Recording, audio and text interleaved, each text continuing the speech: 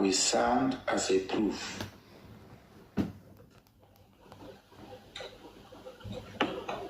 Life will be a proof for me.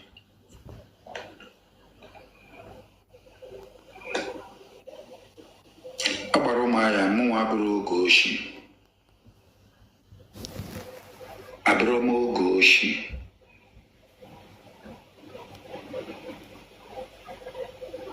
Muabro Goshi.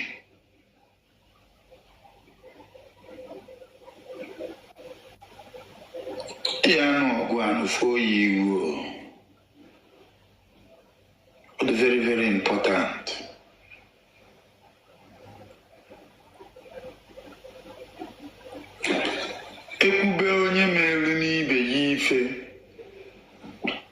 Since you haven't done anything for me. Go to me anywhere. Rather, you have sabotaged me before. Twice. Sabotage gone twice.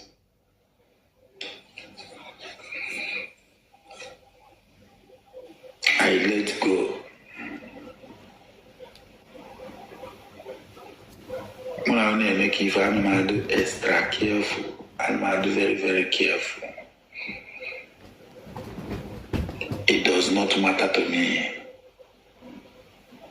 I'm always careful for you. Because I'm a wow. You're a deadly snake.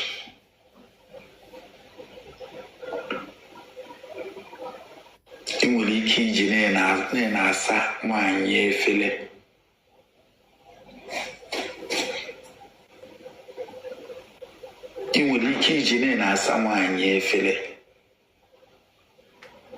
Maka any man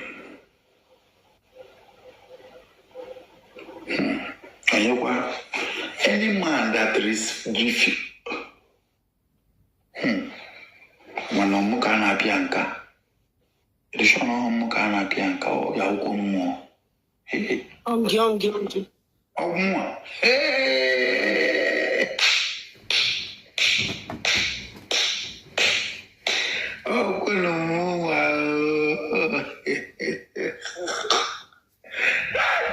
oh, according to you. I say, man, I don't know. Because it's not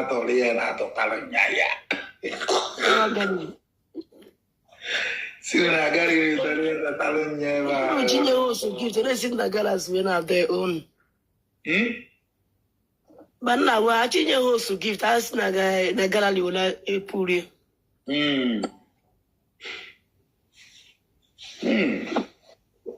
God bless you, gifter.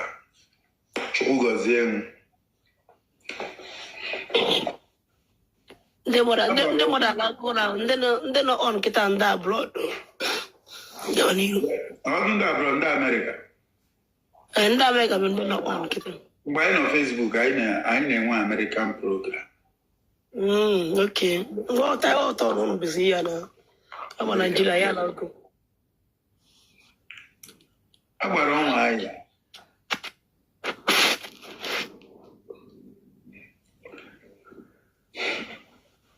the way you are behaving, it is a behave. You are not behaving like a man.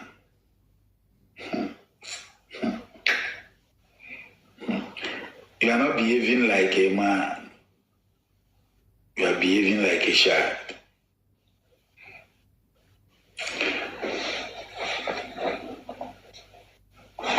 And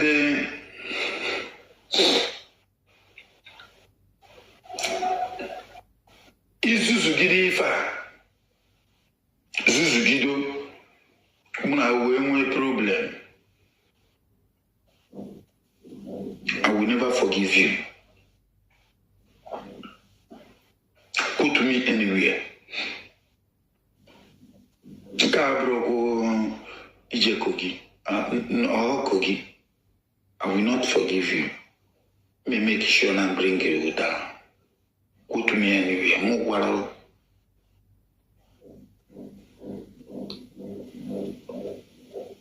because man to man quarrel. I will make sure I dealt with you.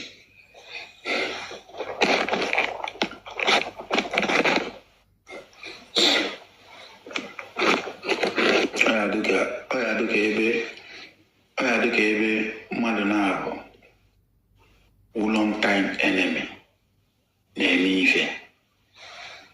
You will learn, and you will learn in a hard way.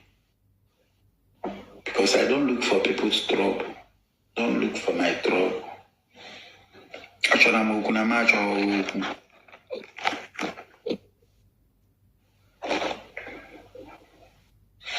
When you go to level, I go down immediately. Because you know, been. Apu Shigel. Huh? Shigel on your guy. Okay. I am a gift to her now. Okay. Now, I want to explain to people. Okay, now me, na said I'm dealing with the lawyer. Say the yellow na. Say me, I see with the lawyer. Say the yellow na. Only when I say machine. I'm not. Naya, Ijele, only eventually one.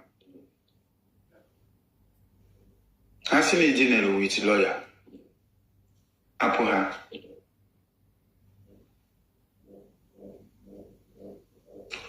I see a general with lawyer. Apoha.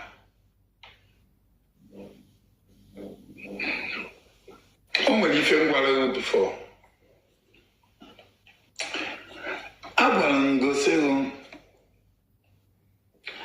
na saga na agba go saga benefit saga benefit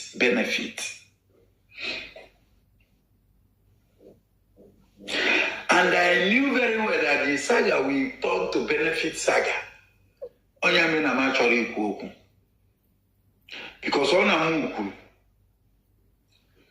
ejidezie ya aka we jekuzie idiot agbara ụmụaya pay attention etu o si weta 200 ife o kwesịrị iweta 500 na ọ na-amụ ukwu onye wetazi 500 maka nkwuo ife merunu and etu ife si wee do ego ya gbagota mana just because na mekwuru nya mere dị ego ji wuru 200,000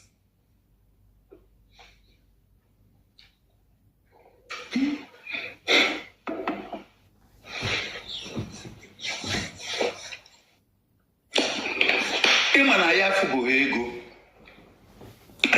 ego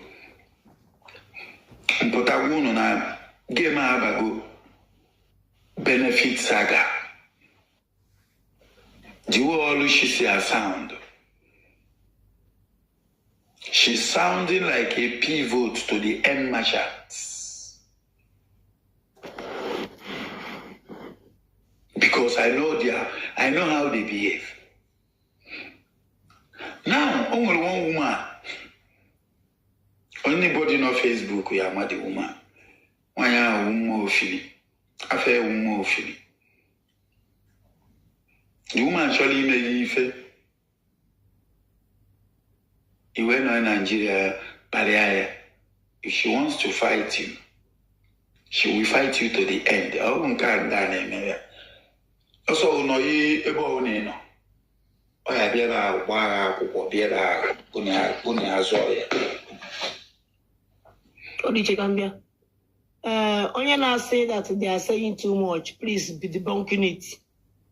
And when I hear these people, my about me, I call you hammer. You get? When I went me post a picture for you, get on a water, get on. Also, I'm on your bonopa. You can go to Lagos. Only my one. Get a gamma and a about me, and get your Oluchiben Communion. Olucha Monium. This is Giordana about all my own. I follow your work. On a go come Guinea, corner, connoissance on a commodion about Wezoku. Yes, I want about all my or Jire gone in on a new lawyer, or which I never say Mona.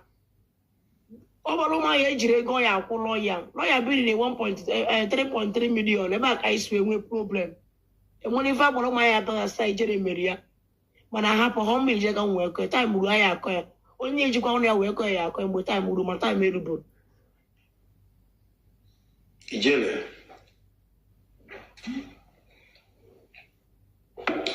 don't explain. Don't explain. Don't give me explain. Onye without 200,000 said they are payment slip. You are no cho.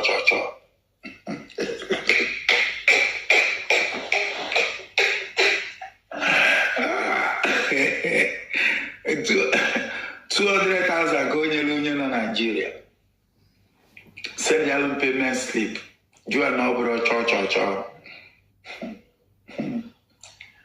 When you look at them, you will just laugh and wave it over. But when you forget if I walk too much. Now let me continue with Nkechi Benko. Omakanda Mara Nkechi Benko. You know, in a TikTok, only Mara Nkechi Benko. I will explain a little bit about that. When I explain a little bit about that, Apple, this rubbish your name, Melanie Uban Petanazo. Nkechi Benko is the worstest lady, fucking one for that matter, that will be your friend. Number one, she don't keep friend. That is the reason why you always see her being alone.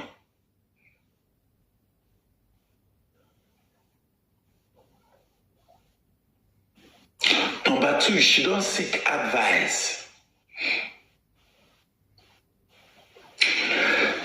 How can your mother, your brother, your sister, your auntie live in abroad? And you will use your senior sister that lives in Nigeria to be collecting money from people. They can't go out there. Yeah, see ya. They can't go there.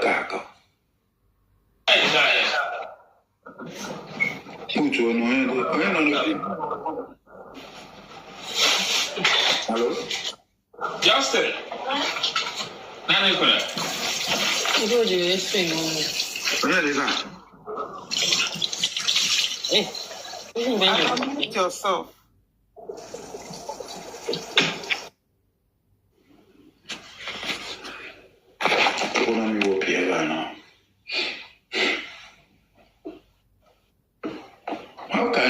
How can your mother lives in America?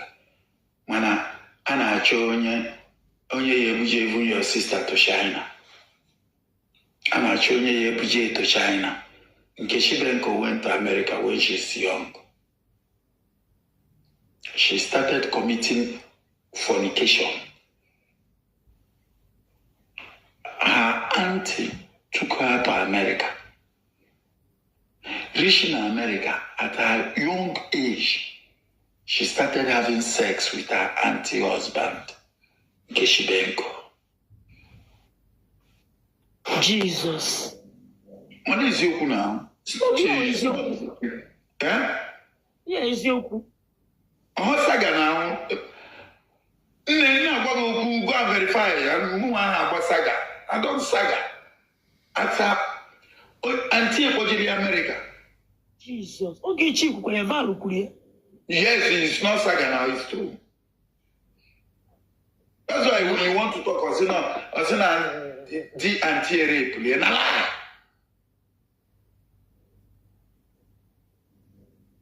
she started committing fornication from childhood.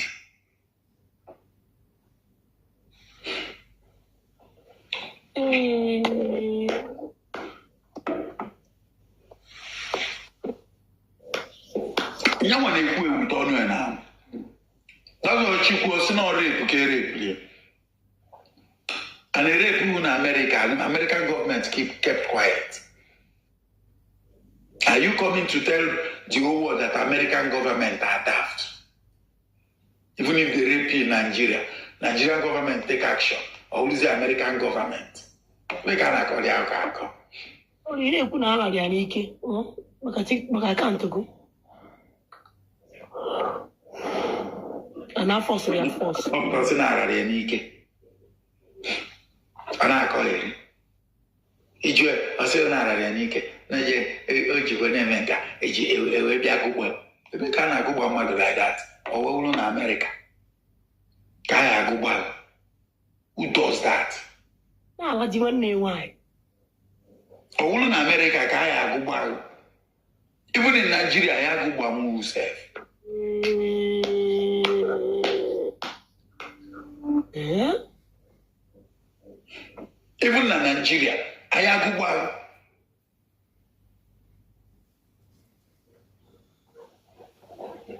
Idiot. Now, let me go to that move feeling. With the private jet, more come barrier. This woman stood for her. And they fight for her. Oyana wa, muna can you walk today? Muna can you walk tomorrow?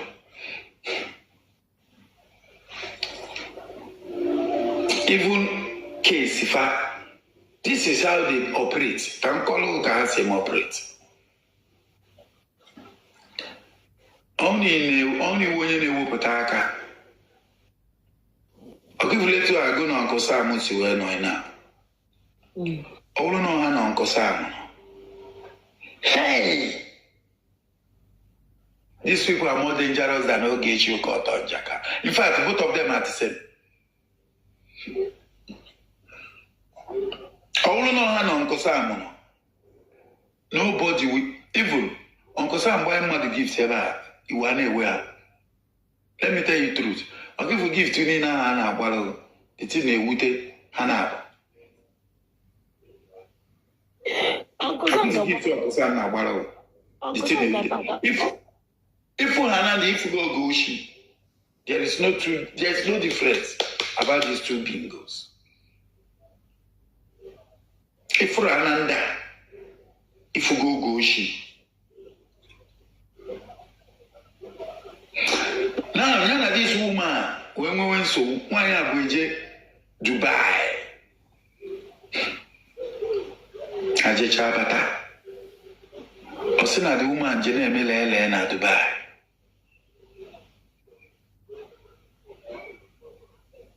Why are polio go flight?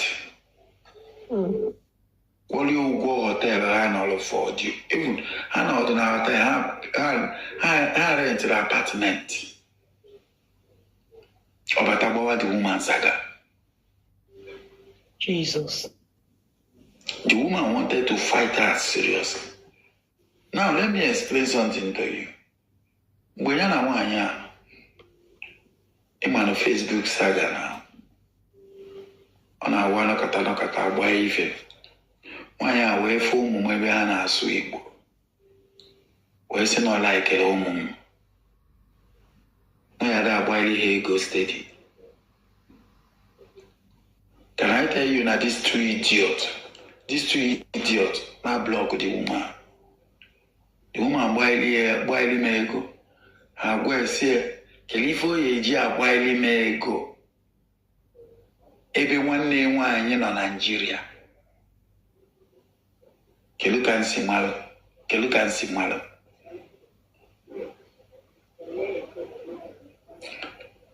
The woman, Charlie Boilimego, through her,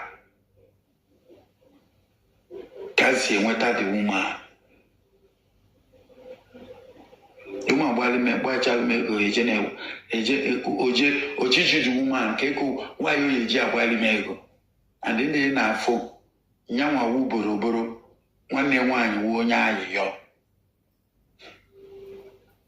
When you go close to them, they will open office for your aid. email office. Now, Black is the one email office. This woman started complaining. And I went, I'm a near Oriak. The woman I say, no, I'm not calling Oriak. The woman now called me the first time. Nazu. Bomonze. I said, send the account on Cosina. Cosize Nazu na within ya. The woman appear within ya steady. I told the woman, are you not talking to Oriak? The woman I say, no. Are you not talking to Oriak? The woman I say, no. When I'm on the woman waking on a call, 30 minutes, 45 minutes, now Paloma. Sometimes on live video.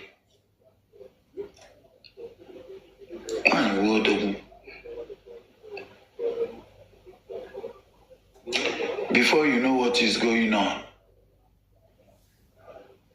I said, yeah, this woman has ATM.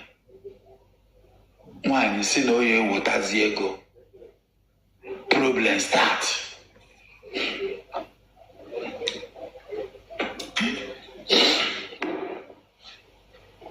Haboro the woman ego fire.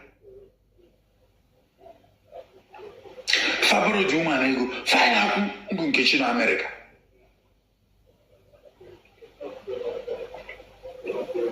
Now the woman started looking for a way, an escape route. Escape route.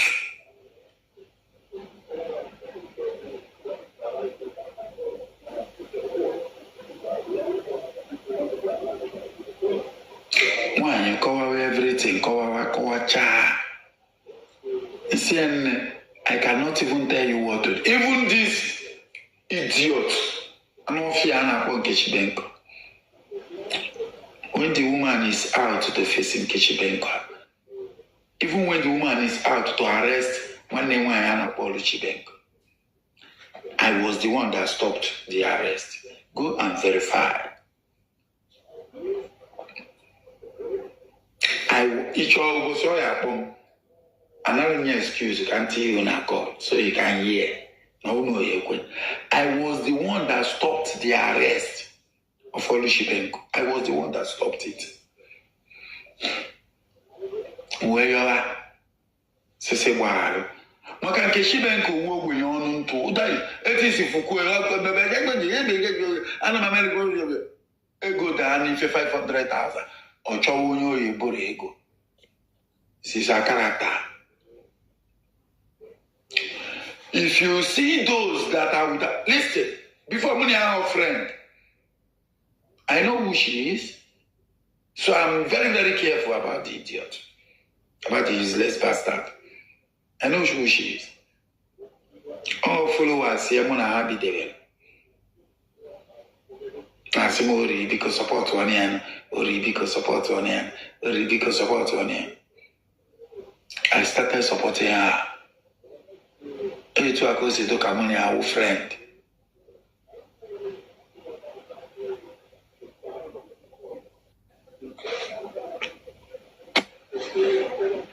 Generally, that idiot our friend.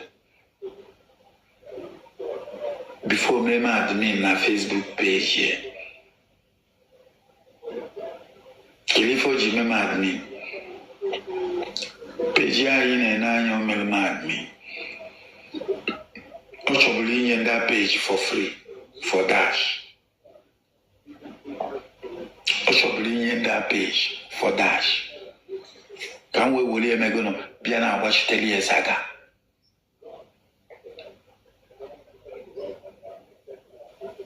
We pour your zam and say no. Joy, no, oh, you should deny you to love away. Pour your zam and say no. If I want to defend you or do anything for you, I do my thing for free. As I wish. I won't use your page. You know one word to say and word not to say. And make sure me. Or chop control room. Based on all young women mad me. I check what to do and what not. You see, look at all these bingos. Must you tell me what to do? And I'm nke gụnụ ji mee na-arụnụla onwe m program peji ya anyị na-ene anya enwego so many problem. Imagine peji onye nu full access etu ahụ nọ peji ya mmewupụ nwe na the page kele onye gwara m about that thing mụ nwa amara ọ bụ na onye nu full access ọ gwara ụmụ ya gwara nya. Let me put it, agwara ụmụ ya and go. Let me put it that way. Ndị anya na-enọkịta because these people are daft. They are foolish.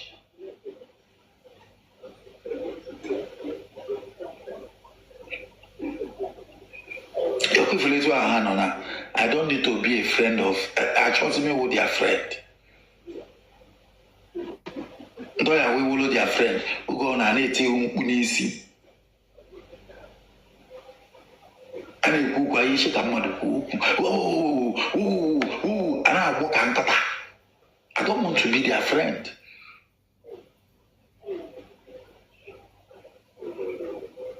Far distance relationship is the best thing you can have in this life. And those who appreciate you, don't make a friend with ungrateful idiot.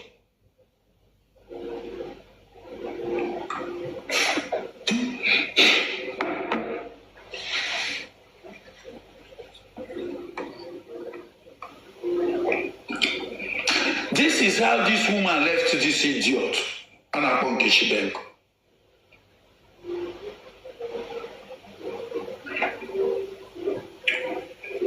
One year we go Dubai, quality over flight, quality over hotel. Ebe happy. Obutasi na the woman ulele, ogotasu. Obutasi na the woman neyi pampas, ogotasu. I could remember. But you go and settle. I'm on my way to Switzerland. I come on a call. Where you are? Because on your own, I'm on the number. I'm not like a cafe put on social media. You have this woman saying, you mean a problem.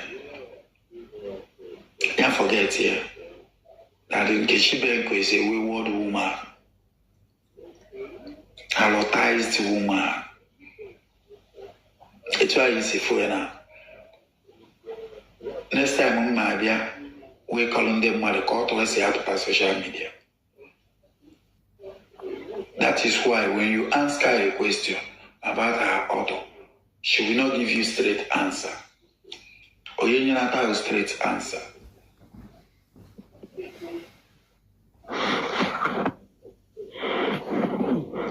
Wow. Or you not have a straight answer. The first time when I will encounter that 2020 gonna have forgotten. And I bought tomato. He said, hey, who brought out your nude? I just analyze screen at that time. If you don't have 5 years now. I said, no, dear. He said, then, why must you leave the husband? Please don't. Please don't. Now, I know who my block of mother about. Control room, the mother, equally on ever. When I name me, please don't. Please don't. Come in, please don't about my block of mother here.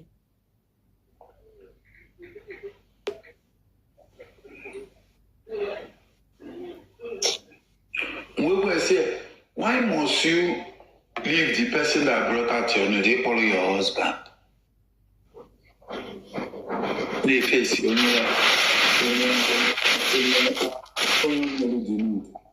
Or say she can choose who she forgive and who she don't want to forgive. And say, huh? I say, yeah. He said, but if you want to fight justice, you must start from the person that brought it out. Oje Korobishi, little from our program. If I can go 5 years, little from our program immediately. Omologo gonna fight for her nude. A posted more than 5 nude. Ajua Kelunki na fight for. She was confused. Imagine onye no America. Onye na sino Kelunudu no America. You could not be able to get justice. Basically, you want your justice. Basically, you want that. Basically, you want that. No. Or woman in Nigeria. You want that justice. Otolana Bobu. Can't use your common sense. Okay, flow to ya. Can work as you. Saga kaiji agwara. Go to me anywhere. Saga kaiji agwara.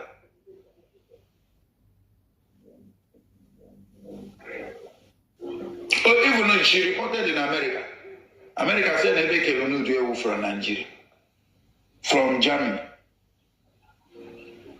I don't want to bring anybody here.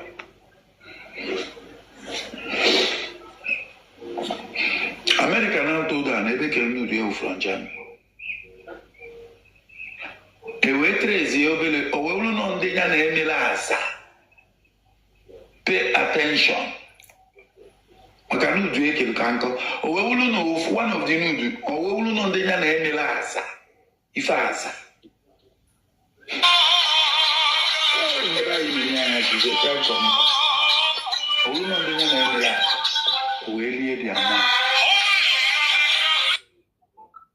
That way will you can do? Nah, I'm going to come back.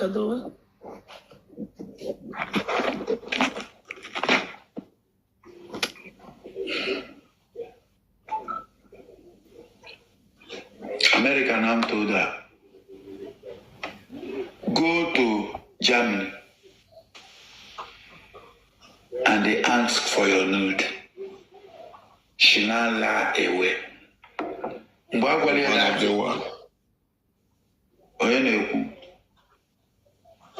Oh, Claudia, good morning. Good morning.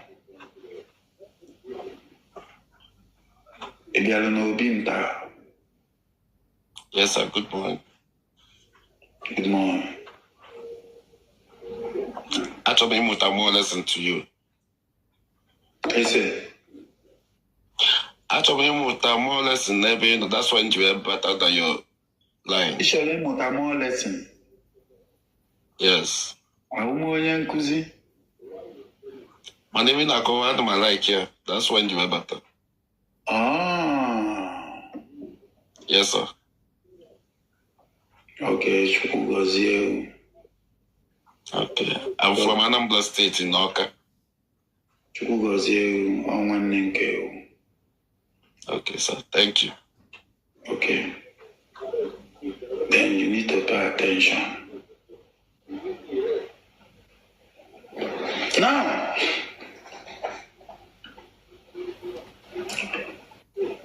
she went to American authority. America will say ebe ke lota na Germany. Ya jere Germany. Maka ojire ego ji eme investigation. If you need investigation, you need to pay government. Government cannot waste their precious time to investigate a non-entity matter.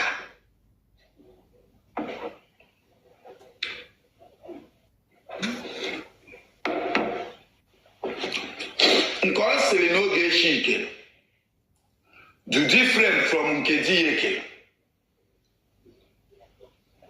I want everybody to understand. Makaguma bialu TikTok. Name too much sympathy about. She don't deserve to be sympathized with. She don't deserve it.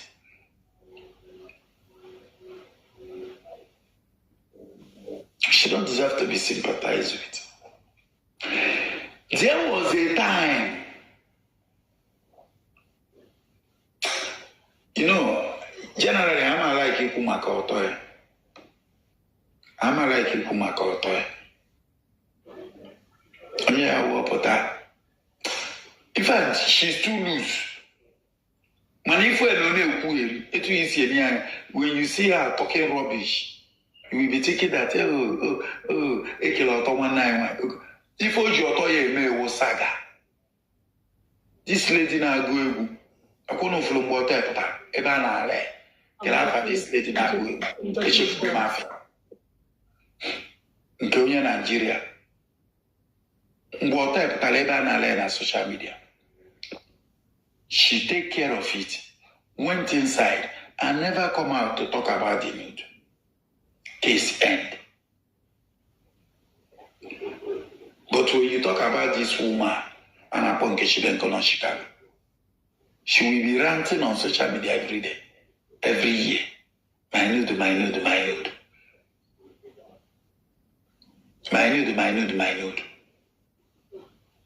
I'm not saying that Ogechi did not share her nude. Ogechi shared her nude through Fortunate.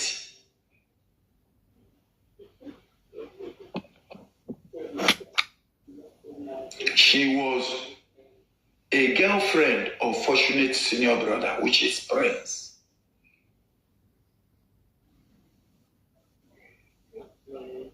And when they had problem, Prince had no option than to share her nude to Fortunate. Fortunate shared the nude everywhere.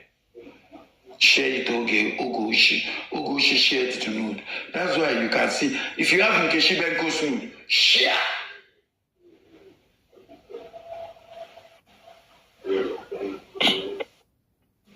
Ruri Buruku.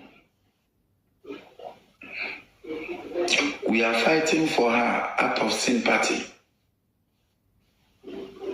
But apart from that, the woman you don't have any reason to sympathize with her because she's too loose. Let truth be told. How can you be a woman and the more than 4 or 5 of your nude is outside? And I call the alcohol. I'm going to go to WhatsApp group because I made you a cocodri in the morning. And I call the alcohol. After all, I'm not going to brought it out. And I call the alcohol. You call yourself a reasonable man. And I call the alcohol. Even if I shower, you have to do a shower outside anyhow. And I call the alcohol. And I call the alcohol. And then Natalie Ebele. Kefi na Emily Ebele for.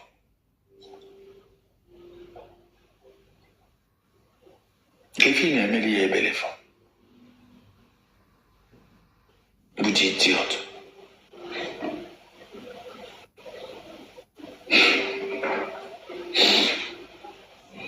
There was a time. The sense of the Most High. The sense of the Most High.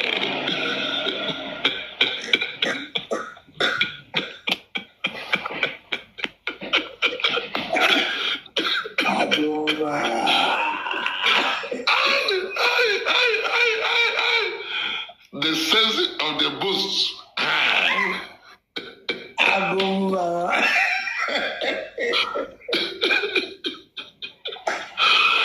Like anytime you read around, we are going to say, you know, like the power that keep us.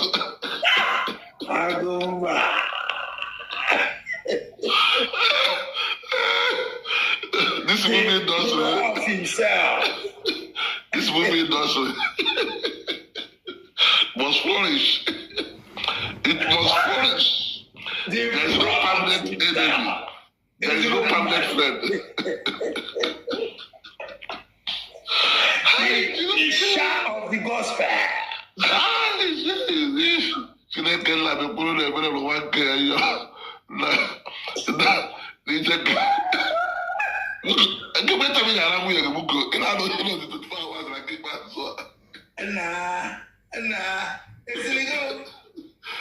time we did that, why you got to you for I'm not gonna fire you.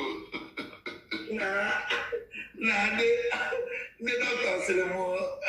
They don't consider one of them. On a maybe not a mama, a benata. Say, Pay attention. Listen to me. This is our movie industry. It was very foolish.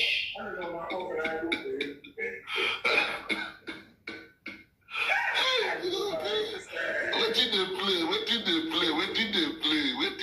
play? Anywhere you enter, senior man.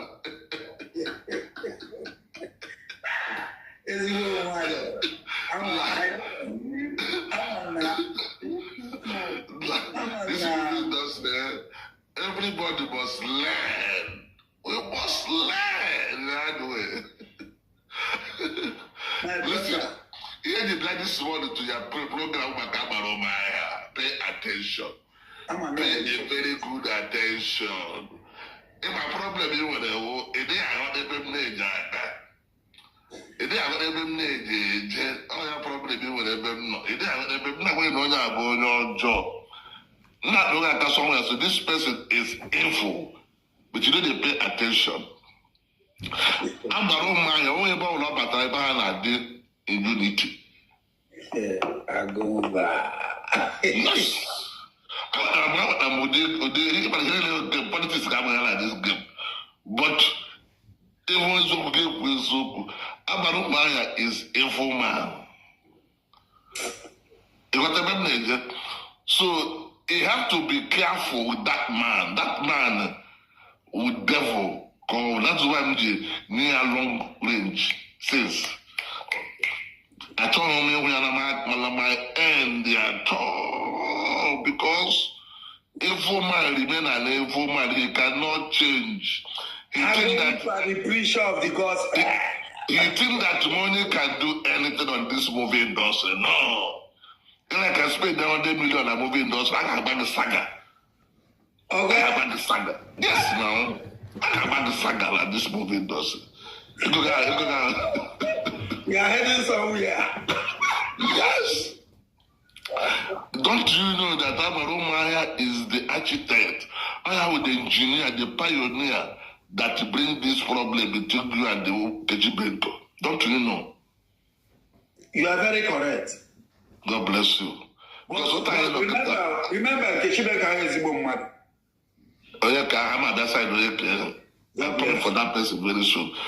I want to feel it for this idiot.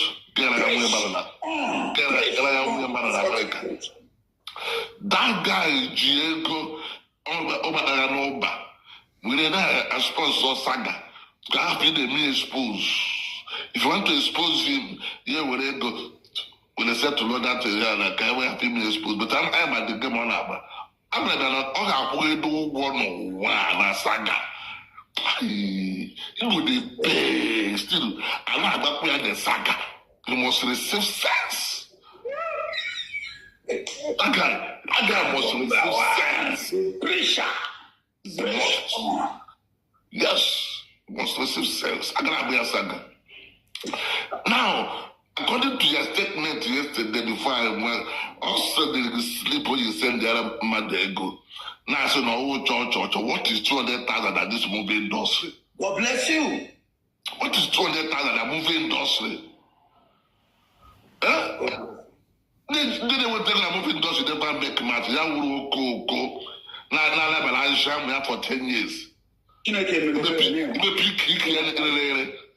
Very useless, dirty animal.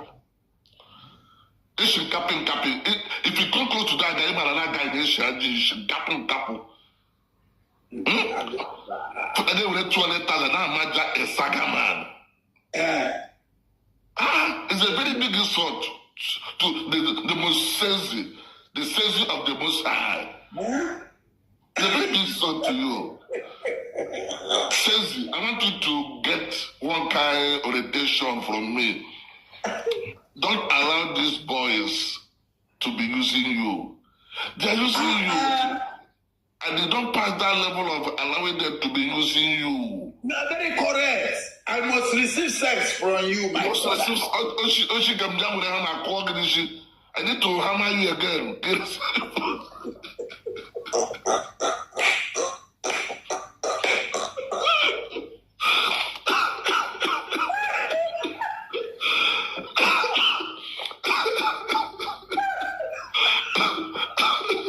She can talk about. You gonna have you.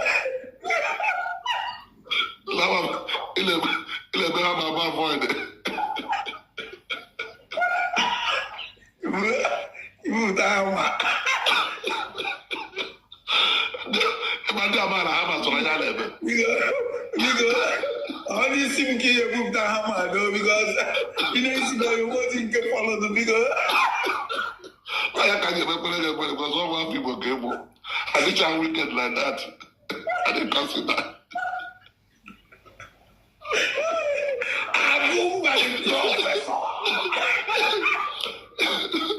This is how movie does it. Nobody can spoil it too.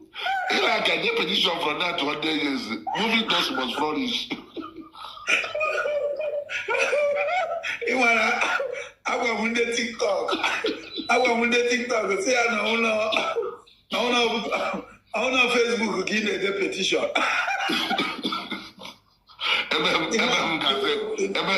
Gazette. Yes, I sang a calama.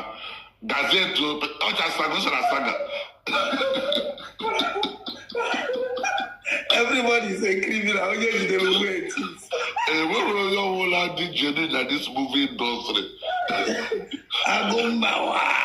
After I got something, Gaburishi. Oh, Abuja cannot save you. All movie industry will save you. Now the same movie industry can save quickly. So, ihe abaru maya na-eme kedu moya aposia oya kam choye gota. That's old food. That be for nothing. Only I made a mistake ga America, I made a mistake ga America. And look at the other made mistake look at Nigeria final. He's a very foolish idiot.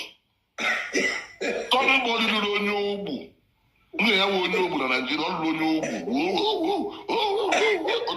Otole shepo to no jepu.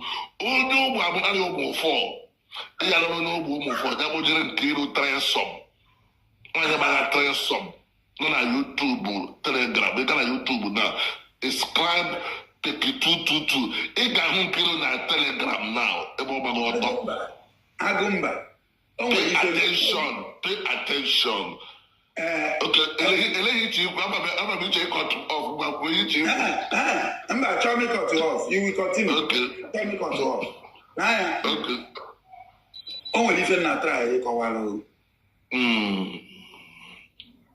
Nkiru.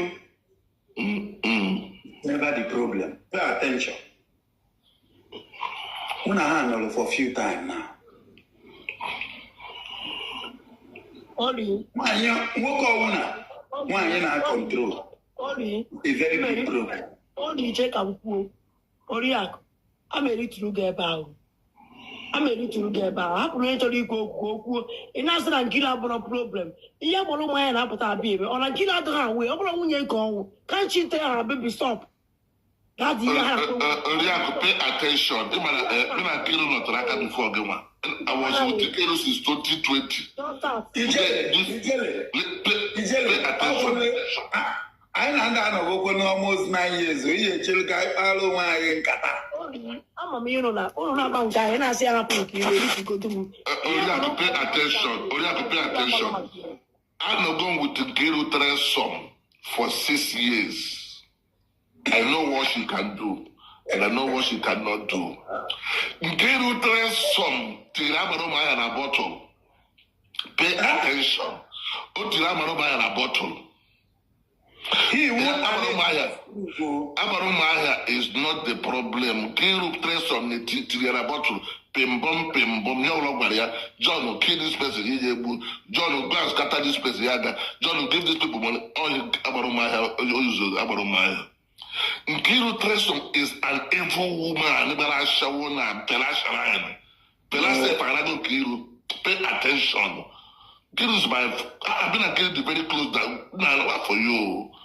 Why do they argue for me for this movie industry? Nkiru my intelligent caller. You guy am on you.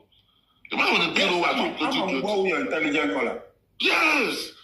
Nkiru Bigo Bariga, Nkiru Brahma, everything about her life. Nkiru Bigo Bariga for years. Nkiru Bigo Kampala Hotel, Bariga. I'm not talking about practice Wapana. Nkiru Ndela Bakorobuto na Ferashina, and okay, Pelagendo, as of 1990s. Nkiru Bigo Wapana 1988. Bigo Wapana. Ogahano 18 years. So each occasion 18 years as of 1988. Teenager man killing about 60 years.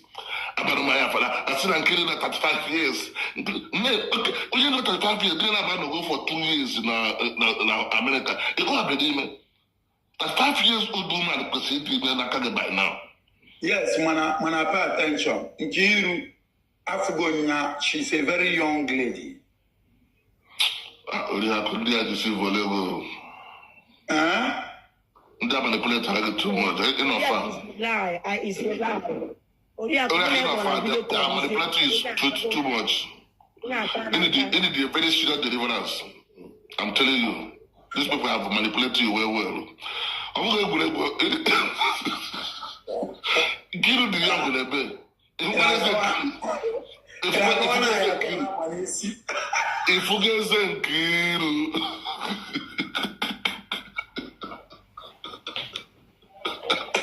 The prof.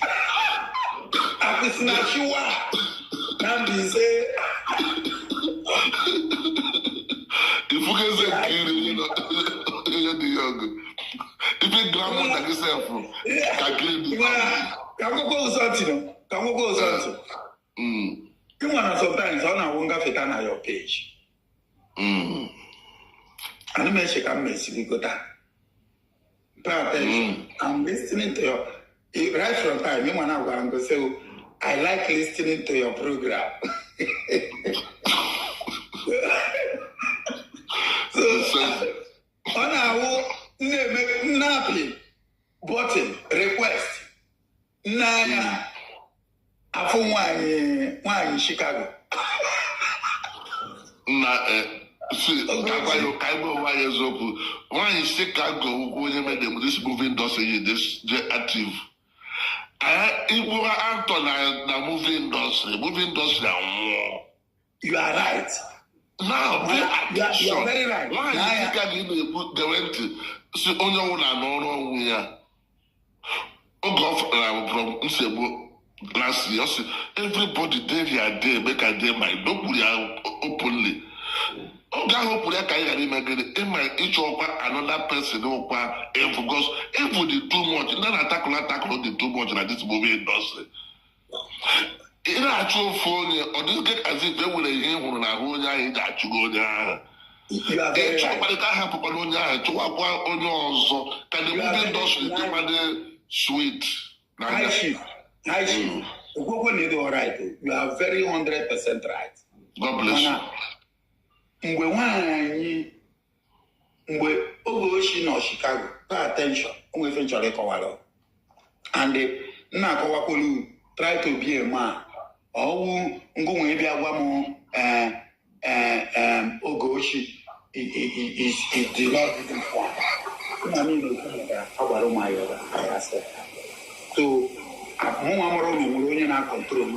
because we are on neutral ground. I don't know why. So I am not on neutral ground with what is going on. So now, when we're in Chicago, not Chicago, which is Ogoshi, fighting Wanya Abuja. Okonanya Ronabo, Kona Wanya Abuja, no Bata Nigeria, no Yamawaya. No Yamawaya, which me and you saw it and they hear it. Then, Ebe Nyawani claim no now Eucharisty or Eucharisty. Can you family no mirror that exactly inclusive? This is my anger. Pay attention. Every executable would the bypass in now. Every executable wow. See, one Abuja no we have for the public that dead page, ịma na page ahụ mortuary page. Ebe a ka ọ fọdụrụ na-agba ndị bingos followers ya ma efulefu ha na intelligent criminal ha. All the whole bandit o ji abịaga ihe o megara na Facebook. That na Ogechi wu capacity. Ogechi wu capacity that na ewu onye n'ime anyị ga-emenwu ihe nọ n'ime Ogechi. Enu ha gopụrụ ya. Ka anyị na-agwa onwe anyị eziokwu. Ịnụrụ ya ka ịnụghị ya. God bless you. Ma somebody gị na bọọlụ ọgụ tụọ dị afọ a. Kedu fichọ ka onye ahụ akpụzie?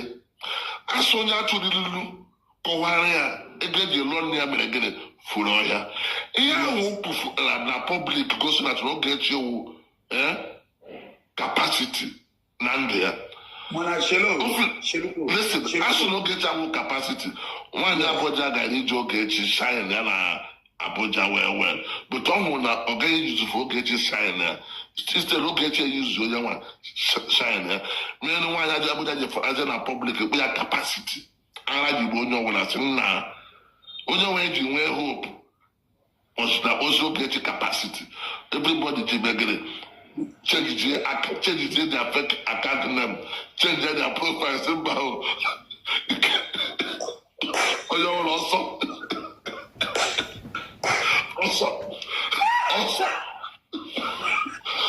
Also, the banana is on it now. No, I receive sense through Gazette. Pay attention. I receive sense through Gazette. Because when somebody Gazette you, that person is not your enemy now forever. That is why I'm engineer condition in Facebook. She will remain like a idiot. Hold on. This man, you idiot. In that part, I don't quiet to another place now. Before you in that part, I don't quiet to another place. Let us focus on the Abaromaya first. I want to know that thing. Abaromaya get secret. Akiziraji, you will be eventually shop that very well because I go for you follow now do excuse me.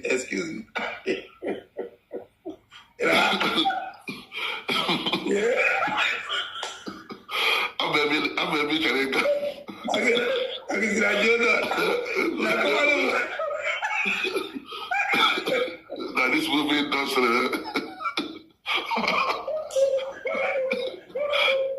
Victoria Kiti so you go so many songs. I don't want to show. You are going anywhere. Come on, you are doing flip condition flip no now.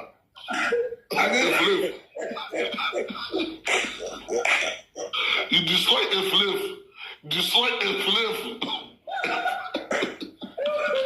Akiziraji we go. I don't know makana na follow Ogechi capacity. I is a fool. No, Ogechi capacity to onye ọbụla change profile ya ma ndị tụchara nwaanyị Abuja na their profile change their profile ọsọ onye ọbụla ọsọ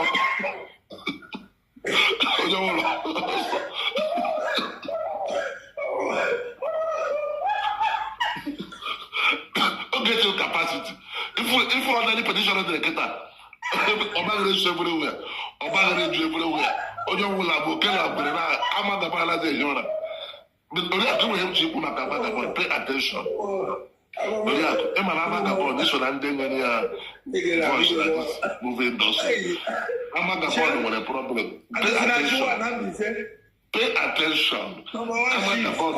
Amagabon need help. Pay attention oriakụ ebe a ga-eketa dị very serious. Amagabon only the serious help now. Amagabon the serious help. Number one, our lawyer. Only intelligent criminal near as a lawyer. Now, if any plan, it will ever Amagabon or like this, the petition in there. And they are lost. Any plan God bless you. no. God bless you. Can call I wanted we use intelligent caller. As who? Pay attention. I shall believe him as our lawyer. Ojishana Yipe Makai Pokoje the whole invitation letter. Share Ajela Yipe. This is what happened private. And I'm even Ipe Koshali Jelai Makai on video. On a Jack stand there as a lawyer, but when I pass here to another lawyer. No. The Jack stand as a lawyer. I want you to understand something. Who make him lawyer? I want to know. No, don't. I just imagine. I call you to bar now. Which back market you call Kebenko? Which back I call lawyer? We criminal. So only I could say surrounding this man they use. Jesus. Only never have a man or they have to resistance with this. With this, get my hammer. With this, with this,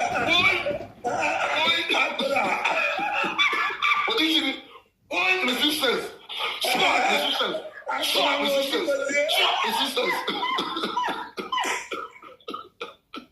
Oh, you said that this man, God to be a pan of man, can you call Kebenko? Which will be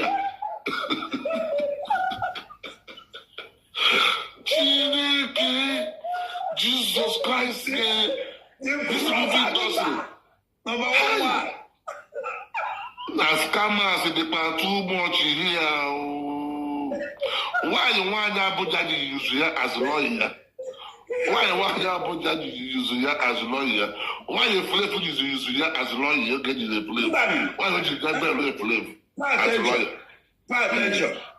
In the Kinsley now. Kinsley, page you know like the corner, Jabam Banagi. Pay attention. Child. Page your owner, Kinsley like Lena. Oja another the page your bamba and walk away. Lawyer, now with him always. Child, should I come? Lawyer, child, every day lawyer does herself. I'll charge a bell lawyer call.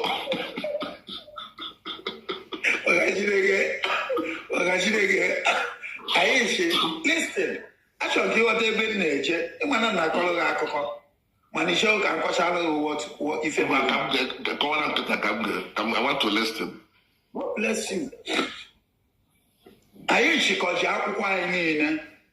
you. She, our lawyer. I'm calling her saying, Upon personally, same mobile number, it's all Nancy Bishop. Which lawyer? Intelligent column. Okay, Sagan lawyer. So I just be a Sagan lawyer. I'm Sagan lawyer. Oh, yeah, position there. Sagan lawyer, yeah. Sagan lawyer.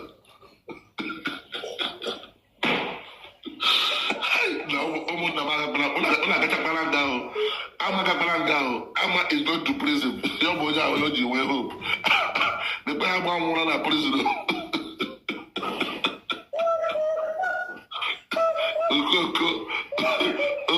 Joy is coming. Whatever law you do. This movie does this movie does. God.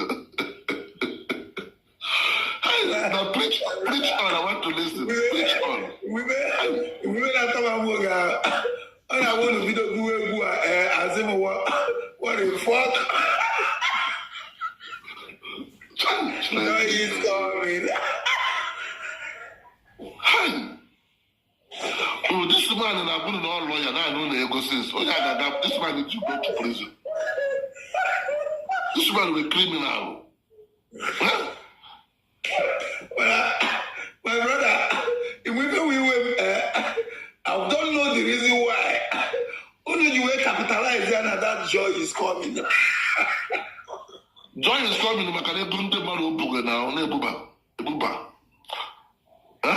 And then I'm maybe I'm saying, I'm not going to man.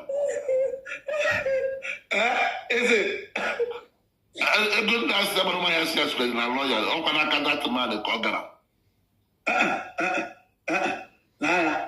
Let me tell you, agbara ụmụ ya nwere senior advocate. Na ya ori akapụ gbadebe okwu ọzọ na hapụrịrị dati dị ọtọ ya hụrụ onye ọma. Na hapụgodi dati nonsense senior advocate ka onye oji $1 onye nọ na bọtụl sọmọ nọ na bọtụl. Onye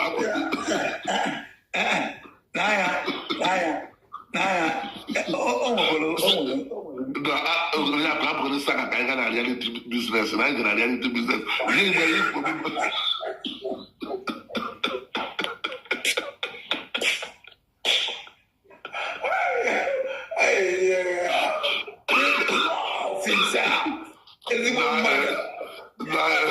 onye aka ịgbara ihe niile ma ama banyere ile ma ahụ anyị na-agwa anyị na-ekwu ya maka ndị a na-efolu anyị ka ya na-ahụ ebe anyị na-eje tupu ya macha ebe tren eleke senior advocate ka ogere sọmọdụ na bọtụl nọ na bọtụl nwere senior advocate. Nna ịmana n'anya ife na-enwe m iwe ebe agbara ụmụahịa n'anya, let me be honest with you. That's ka anyị dewe saga apart. Good. Now you're talking.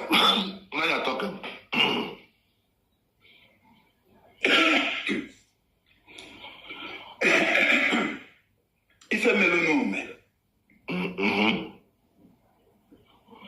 Ma mgbe ejela Abuja ahụ, ma mgbe a nọ na call and everything. But I need to be honest with you. They tried. Maka onye nyewu ọgụdụ 50,000 onye ahụ try.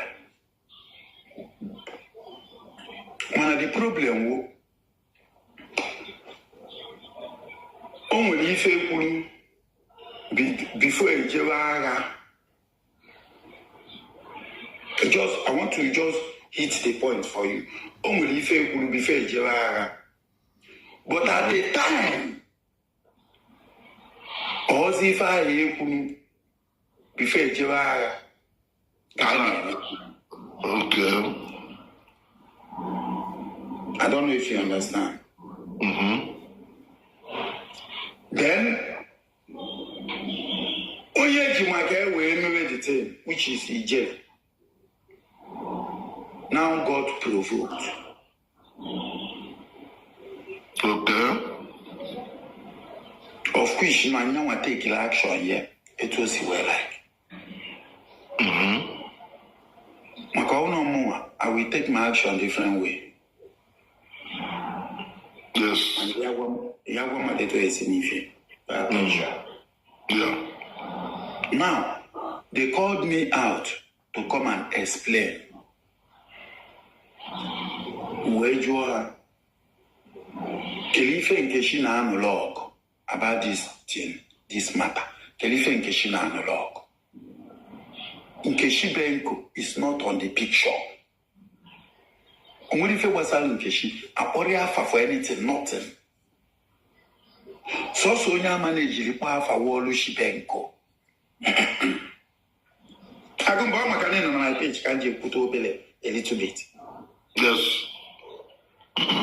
Also, you have Polafa, Walushi Benko, Capolafa. Manafa, Walushi Benko. On social media. Why must my name be involved? Why must my name be involved? Why must my name be involved? They explained to her, Maka, I understand the Ijele. If Ijele Jibukua, who because no follow Abaromaya na page.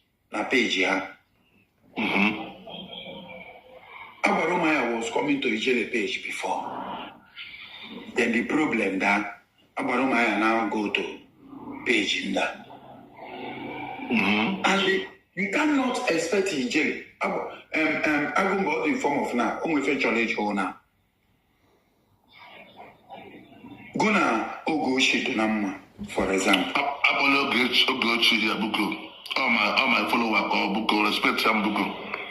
Buko, my follower. She's my follower. My page, gift. She's my follower. When I never gift before. only them give 24 hours on my page. So just I respect to one boy as well here. It's just for the just me as an book. We as well for book. Because respect him. Yeah, no may use after just now go them as okay. Mana Aulu Gosho, what can I live for Afa? Then can use Afro also. It's better I use another person then. Can use Afro also. Don't avoid this topic. I want to get to one point and I hate you now. Can you make a chicken when I wonder why you bad drag with jelly? Come to you. This is the thing I want to know. So when I'm not getting at this 3 days now, you don't concern on this. No. Actually, maybe example. Example. I want you to understand that. Get you been to that one day why you bad drag with jelly. Abraham one on the picture of the matter. God wants you to get you been Kafa. Yes. With jelly. Can you help us with that matter? Problem. I am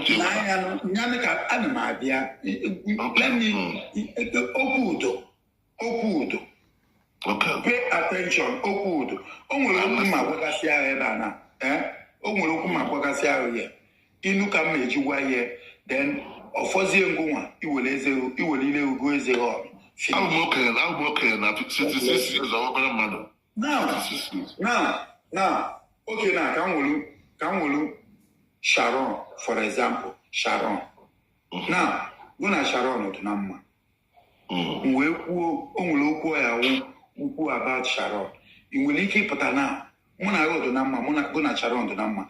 Ya pụta na je na agwa Sharon si ekwu ifori akụkwula about you. Ya gwa nwe. Aga m agba okwu ya ahụ because when na body very close. Very close. Oshe was on there. I would talk hard. This movie industry. Listen, this movie industry. Is a lie. Or get all equal is a lie. Can't get on me, Jig, but you're my very good friend. A Guachamoku, Ngabuli, somebody. Any age you will forgive me. Or you will tell me no problem. Gigi, don't even get you where Sharon come on here, was Sharon. But Mama sign here, I will not tell her. Can I get I'm talking about the Sharon. I'm going to the way and the Kumakaga. Which one the way? Gigi, you watch Sharon. Makamana Ponyozo. You will dance to my tune.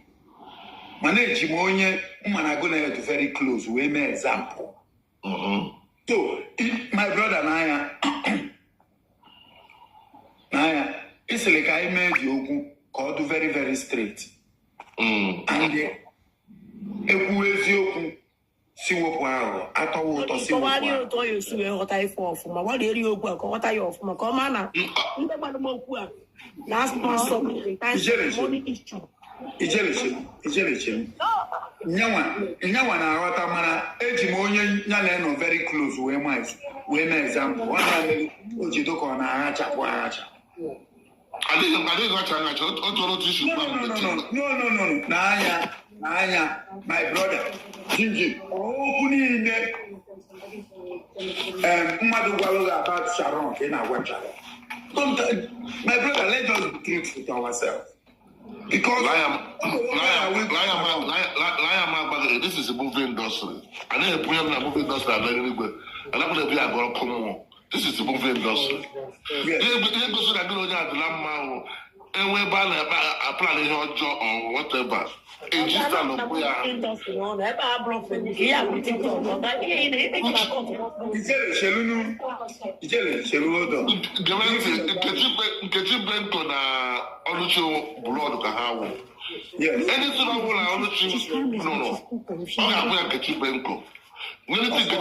And if you are fighting on Luchi, Kechipenko is involved. That one is 100%.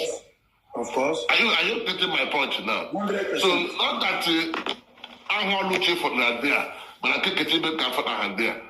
Two of them are getting involved for this because only can one neck how. And two of them really not now. So That one, the 100%. Mana ajụrụ nga ajụjụ, I ask you a simple question. Okwu niile kwuru maka Sharon ka ya agwa. Ịma, enwere reason iji wee wuli Sharon wee na-amalụ example. Maka go na very close. Ya ka m na-agwa gị, ewepụrụ onye ọbụla ga-anwụtụ na Sharon shidiri ga-abịa agba m okwu ọjọọ against Sharon. Nobody have tried that. Okay. Onwe onye ọbụla go na Sharon ya adagwa okwu ọjọọ against you. Like, yes, for example, n'otu na kete kpam na phone na-agba na Sharon mepere ka Sharon mepere ka ị gaghị emefu n'aka ndị bọs ị ga-ama na ga-agbakwa ya. God bless you. Mana o nwere oge go na Sharon. Anyị na-agwa nwa ya eziokwu na ka ha dị pretend. O nwere oge go na Sharon dị na mma. Mana go na Nkiru na mkpa maka Sharon. You don't say it out. Nkiru never one day say anything bad. Listen, Nkiru never one day say anything bad against Sharon. One of the other number now. Nkiru never one day say anything bad against Sharon Lantemo. I'm not like Sharon. No, the only person I like this moving also. That is what she always tell me. So your partner of Fuzena as well does you to say. Oh, yesterday. So but you but Abuja Abaromaya can Abuja. You think I call another different issue. Abaromaya Kamuchi back and Green and Abaromaya Jibia send the 200,000. Now I saw church. That is what I want to know. It's in Nkiru, we never say anything. Nkiru never called me. I think I'm Nkiru Saga. I can Saga Nkiru. Nkiru never called me one day. Who told Sharon and Antemo? All about me like Sharon. No. Nah, Agumba, I am a guy who went out. Like anywhere over the Oku to Sharon and Antemo, you get the record. She never tried it. For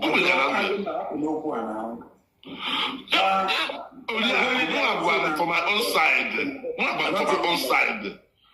Give him how I deal with Sharon. I'm going to wake up with you. Honestly, I like the Sharon. I like the not like. Okay. Sharon, okay. Ngwachelu. This thing now is very difficult to answer. I'm coming. I'm Nadia. Although very difficult to answer. Do you know why it's difficult to answer? Because how? Tell me now. Although difficult to answer now, my brother. Although difficult to answer. Nothing is difficult. This is the way you understand it.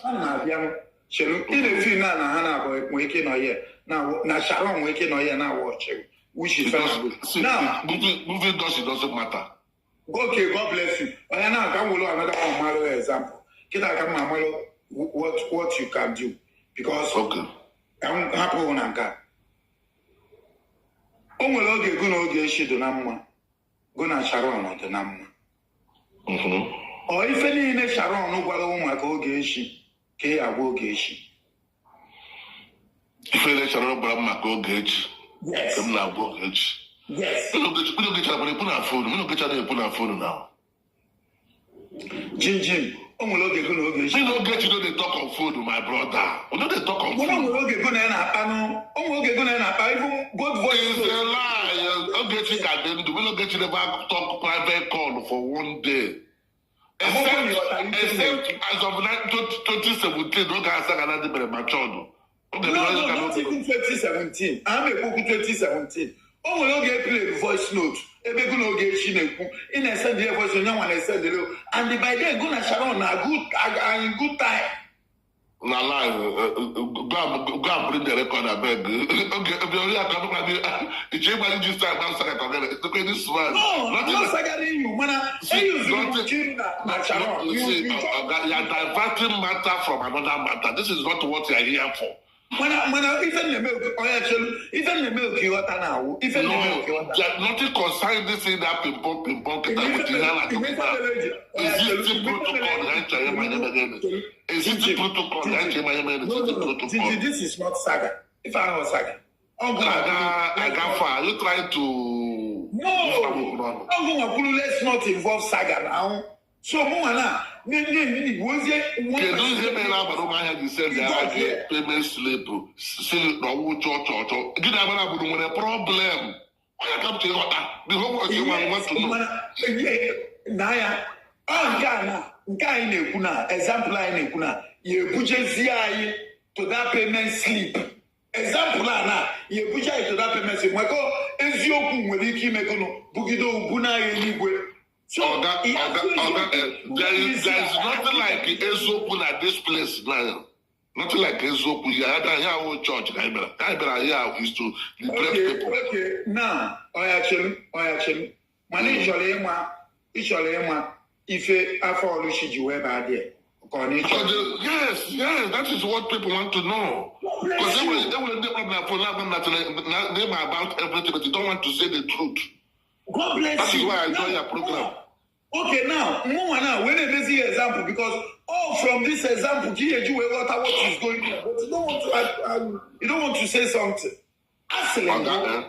Aslengo, okay, come here to an according easy. Chelu, come here to an according easy. Guna Sharon, Dunezibuma, and Guno Geshit, Nezibuma. Before Una Sharon, no Gualo, Mako Geshiki, a Priya. Listen to me. Listen to me. Listen to me. We don't get you don't talk on phone. If you buy this at yes, and the glass at the time they put on phone, but not once in a while.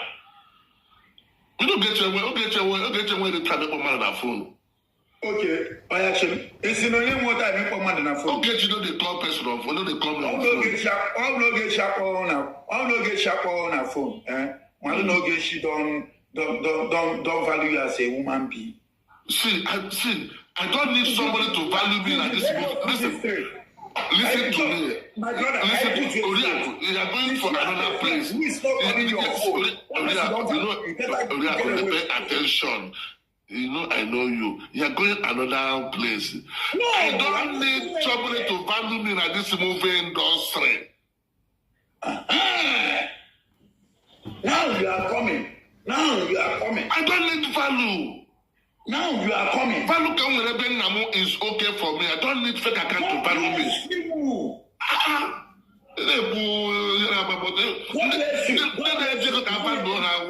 What is that then? What is that then? Do you remember when we came down on your page? They told you to bring me down. See, that is everybody understanding. Like what I'm not I don't see. I can go to any page. I can go to any page. You put him name. Social media is a free space. Naya. Okay, man. People about Nkiru here. As of yesterday, when Nkiru got Palankata. When Nkiru is so cool.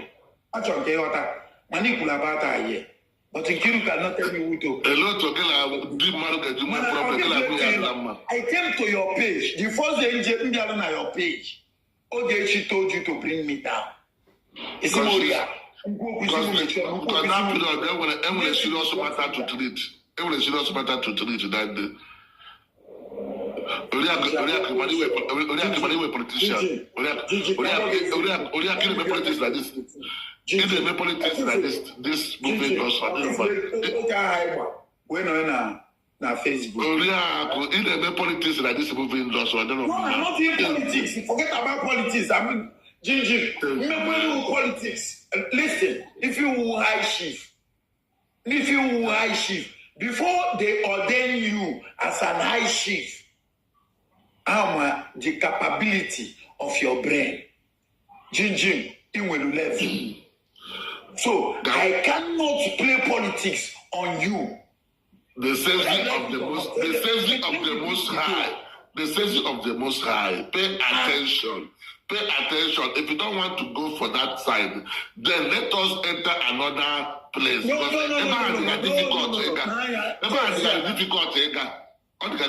I don't want us to. No, difficult. Okay. Let me still make it a little bit easy for you. Now, if any Sharon Ogwalo Makogeshi, Kaya Walisia travel. Everybody are not the same like this movie industry. Yeah?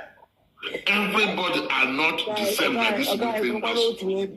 Oh yeah, explain to us. Explain to us. Listen to me. The way you do your things, you don't expect others to do the same way. Then why I'll tell you the truth that you know, Gechi doesn't talk about yes, Sharon. I made the same thing to you. When I know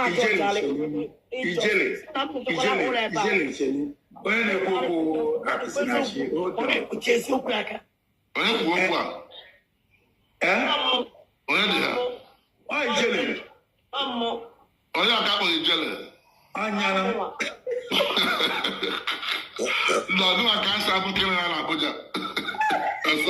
Kazim went Abuja.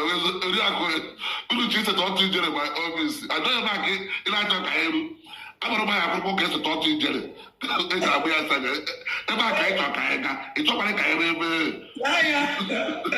wait. Only Jerry said I'm Abuja. I'm asking Kazim Abuja now. I'm not going to social media.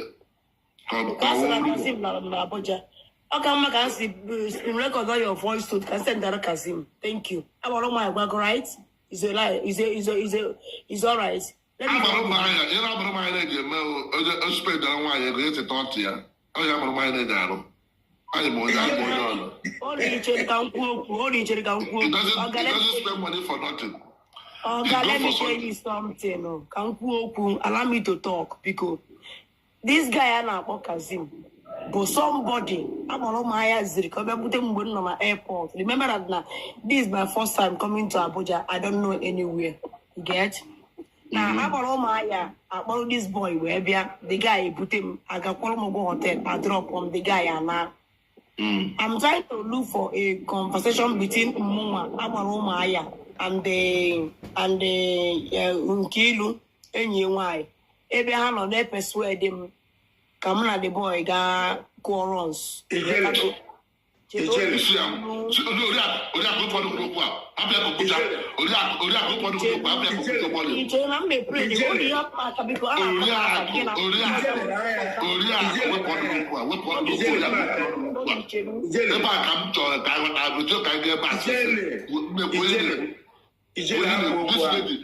lady,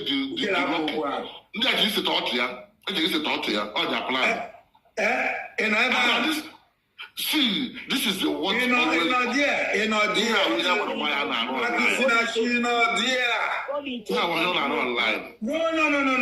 It's not possible. Naya, listen to me. For example, dealing with Ogechi. You never. It cannot divide this matter. This lady not. I'm not diverting anything. Go according to listen. If any need to Naka, only when I'm if any trouble, I can go to this extent. Excuse But you me. never.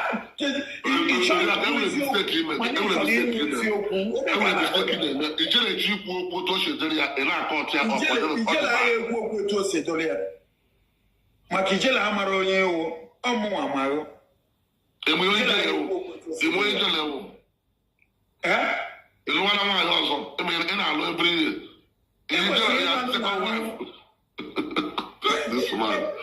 This man, Thunder will fire you. Thunder will fire this man. The back up with Oyen Kano here. This is Shukuma here. Up and down, so. You have to be careful. You must be careful. I hope that you know say your John don't come TikTok now. Can't they tell people now say you fuck me? He don't come online now. They tell people say him pay you. Make you bring my to send give him. See, John Okoro one lady that I show was yesterday. Listen to me, pay attention. I don't want to kissing a flame. John Okoro one lady go by hand and I should put a good minute. John will pay. Remember, you are a married man. No, if John no come out, come to talk about you. You and I, that your picture, I'm going to post it on social media. I'm going to post it on social media. Don't come live now. Come the people say me and you fuck. If you not talk with him, if you not talk now, see your picture when they on social media, me I go hang them up. Ijele.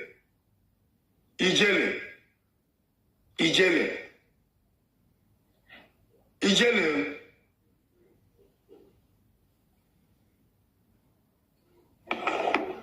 Agumba,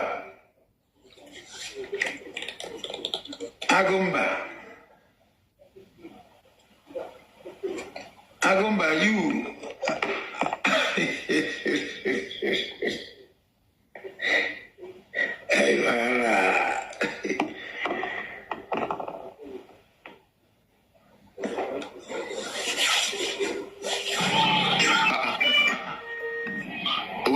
Where you to before? Agumutu, I want my John. Ijana Mahoya John. John, I am here, so I get to where I call John for man. Because John and maybe many people. Okay, up at Liberia, one package Benko. Every one that about Aisha, and I get a woman at Supulu. Only Aisha goes to the damn way for Nasupulu. Aisha is a damn way for Nasupulu. Near John when I'm going for Saga, a play for the Gawadi of Kenya. That way I'm Aros. I will send you all the videos of the play for the John Aros. Because of what one lady, the lady said, I'm with Flip. Because John Amara Saga, not the Abasaga, we have with Tam of them or to get with Abaga Saga. I don't expect they're going with the Otto. Oh, John, I want to give people sense. Free, we know they collect money for sense. Because I'm money, we know who is who. John is a useless man. So, Joy, I hear me play for the Japan and I will say, no, Macanamoya. I said, absolutely pool. About a woman, woman as a pool. It's a gun yesterday. Send Garaga. We are crying on their way. Until now, they will reach that level and they're making her now. Who was there by that time? Yeah, maybe. But I don't have much to say anyway. I just came here to tell you people that John is evil. What I go? But if you don't want to hear because of you a common enemy, whatever, blah, blah, blah.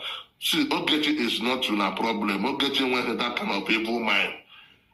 Ogechi when evil mind, he just said, Ogechi you want there. Pucha, Yalabu, Ogechi Pucha, Yalabu, Okwandama, Yaga, police, Yaga, what I go, since I won't get Ogechi no get evil mind, he just plan your job. Upuchala Saga one, Yala Boro, and that's what they do. Now, John and Peru, everyone connection, everyone at the end of the day, they cannot finish what they start. That is the problem. Anything where they start, they don't finish them. They go carry you, they go leave you for road. It don't make sense. Akusinashi. It don't make sense. You don't think you're going to help this person. No start for the first time. Akusinashi Nanya. Oh, when you say email to water.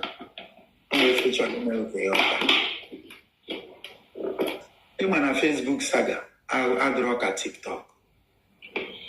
The TikTok will walk on a straight line, according to them. What is going on now?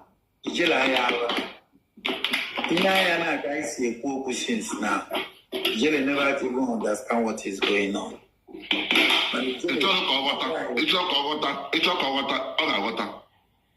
No. Naya. Actually, when I by step by step. You could not be able to preach it to me. This is just the code. Adjudicum is nothing to compare what is on the ground. And the existing protocol. Then I don't question. I've been a class here. I've been a debate here.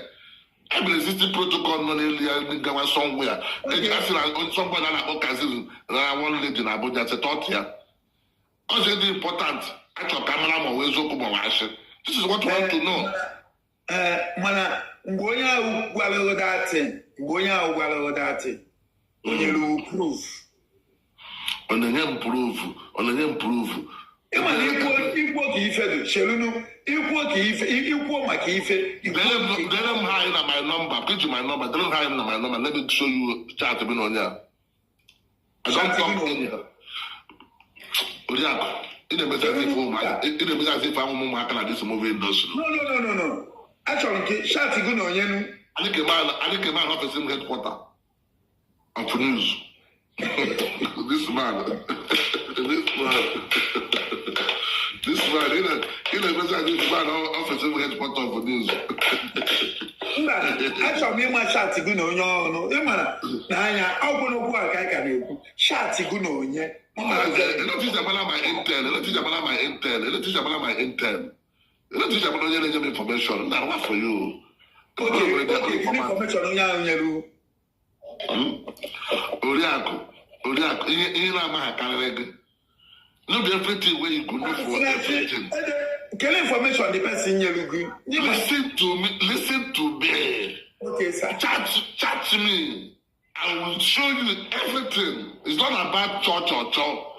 Before you say that people sleep, say, oh, church or church. You can't go too far. I'm going to start today and make Umaka. I'm trying to open your eye and then I'm manipulating with you. Are you a new person at this movie industry? Not for you. Okay. How many proof? How many stories have you gotten proof? Now this movie industry. Okay, so I want to akusinachi shortly. Akusinachi then I go high with your old number, Angie. So I want to when if you send the archive. My kind of like I've seen is believing. Which number can the man? That man not follow cameras. Let's come and up. I'm at that program. This is my program. I don't want to hack your program. I just came in and see you online. My brother, take over the program. And then I got to the take over the program. Also very important. Take over the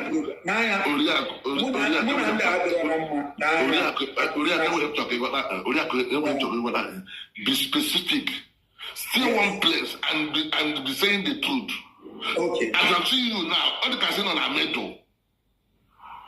In on Amedo. It might have big apart from a bed. It might have big, but I have problem in with now. And look on the bed and to walk out 1 minute. This war now, you have to stay with the jail full time. Or you leave the jail alone. So that the jailer will know how to do his matter. Yes, because you are putting her for confusion. And these people are going too far for her. Yes, I'm telling you the gospel truth, and the thing is spilling me. This is the movie industry. And the director will know this, like this movie industry. He doesn't know how we play with that game.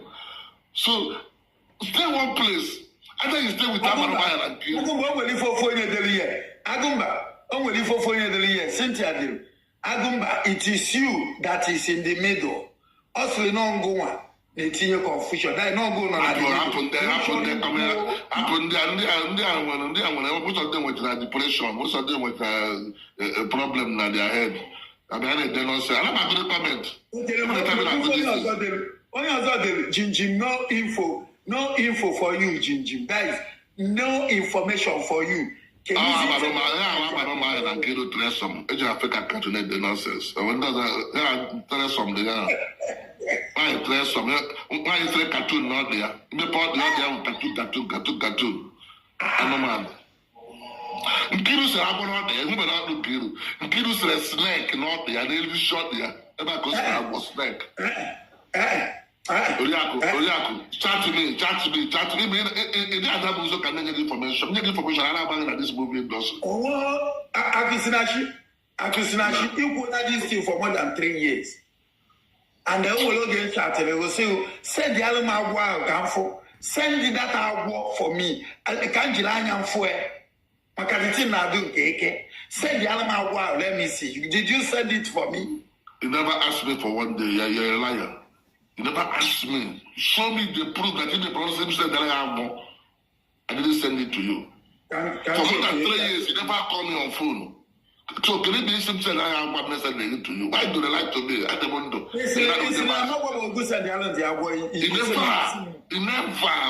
Never. They don't mind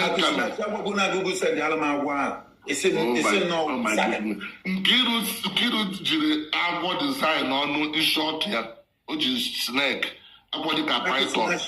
Akusinashi. Imana mu and I like it proof. Can you send me the Nkiru bere ring Nkiru bere ring ọ bụrụ na chinarịa arịa na oh no, you might ring. Go get shop by ring in Nipu Nkiru ring ka nipu abụọ ya chara ngiri. Fine. When she was young. As about the Zankiru Ebu, now what in the as about the Zankiru Eba. Now, as an Akazim, Ijele, pay attention. Ijele, Ekuna Sia support is Nankiru. On a Wapialawo, Apialambala, pay attention. How can manage us? Naya, I done a program in the TikTok. We know how to play the game. So, when you're on the Facebook, can you Inaya, you have been removed from the picture. And you go Nkiru no game. I know the move because they never cancel like Kazim Lalamoto. I can questions now. When that I reach, you talk about that. We start don't reach now. That don't reach already. I'm like Ngwamado also name Apu. Forget about this talk. Okay. Just leave the matter. Show can go to I say okay. I just said the truth and go my way. Akusinachi. We the Kuetio, Injio Geshu, Ogoshu, Emeleza. Give him any reply. You never replied me. Can you ever get to this? But don't get your God bless you. God bless you. Then go and tell him what is going on. Or will if it was alone, because you're my partner in crime. God bless you. Ogoshu is my partner in crime. Thunder go fire this man. Thunder go fire this man. Example. Whatever they do, I forget you have to do. Now for you. The sense of the Most High. The sense of the Most High. I'm going to see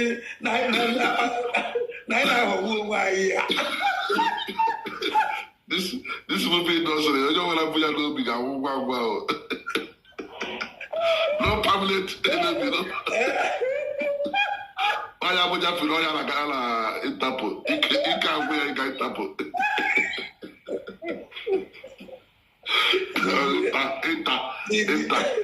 Gigi, what is you?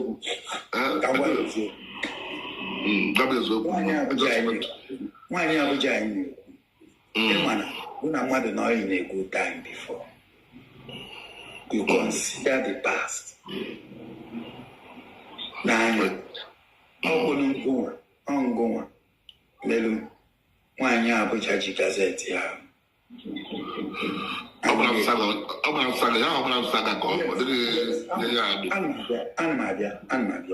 Now, I walk all the street. Ongoing. Very, literally just 1 point to go to the Gazette. Just bam no go na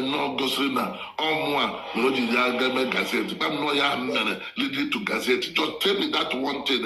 I remember la movie industry for years on the movie industry. Yeah, I remember better. But you Gazette. I like it. Yes, I can wow something. Oriako, why is this your girl mute to comment in them mad? Oh yeah? I don't know her name. Whatever this girl's name is, the moderator, whoever that is. Oh, from them I say Jela Yabana Saga. Now I see Jela, now we Jela. Na ye only na chi maybe no call or help or court or tell or anything. She just keep muting people's comments. Madam, please be respectful, okay? My dear, take your hands off the comment section. No jealous slander will be tolerated, no matter the shade of form, okay? Stop muting people. That's the problem. Stop muting people. Rest. Period. Rest. Period. In a choka, you just about say, couldn't worry and cure depression. You're not Stop serious, muting okay? people. Nana Kechibenko Hamamba Saga. Stop muting people. Unu chau ne me pepe jin kuno bido nebe nkunu ebe a una forces like ndị mmadụ na ihe ha achọghị ime because unu na-achọ ndụ na-eyuzu wee na-akọ alụ ọrụ na-alụ. Listen, pay attention, everybody. Everyone one thing about this saga. Whether Listen to me, whether you advise man and most of the talk and manipulation can the mother pay attention. Pay attention. This lady one year could mute soya. On your chair was a go, Jebe Ban and Kieme pay what will get to pay attention. Only you should not what I feel for.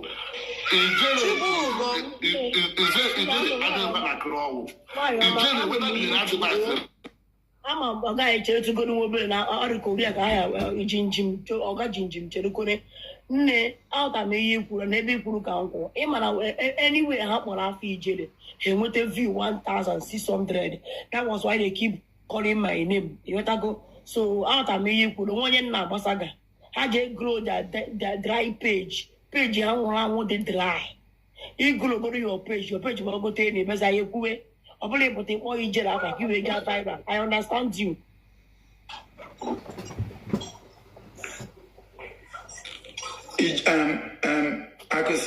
Akusinashi. Imana Naya, Ndene my followers mostly are from America. And even the moderators from America. Listen, I can go what is going on.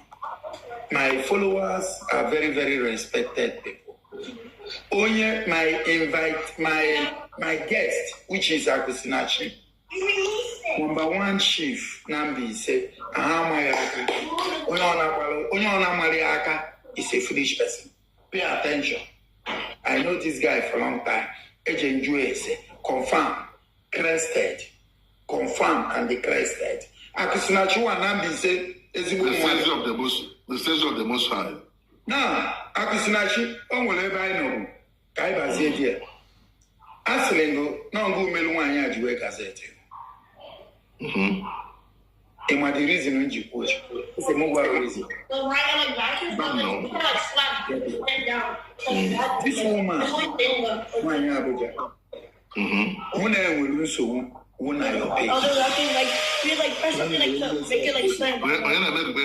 page. Madam Ifi, mute yourself. Preach on, I'm hearing you now. Preach on. On your page, come on, I know when we problem first because that time when I will issue. Then she went to your page. Where was it? Saga must continue. Only maybe a saga.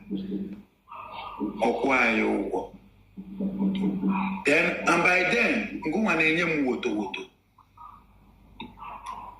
people started commenting on my page. Now, she now told me why Mejime people allow to be insulting her on my comment section. When say you can't tell me what to do.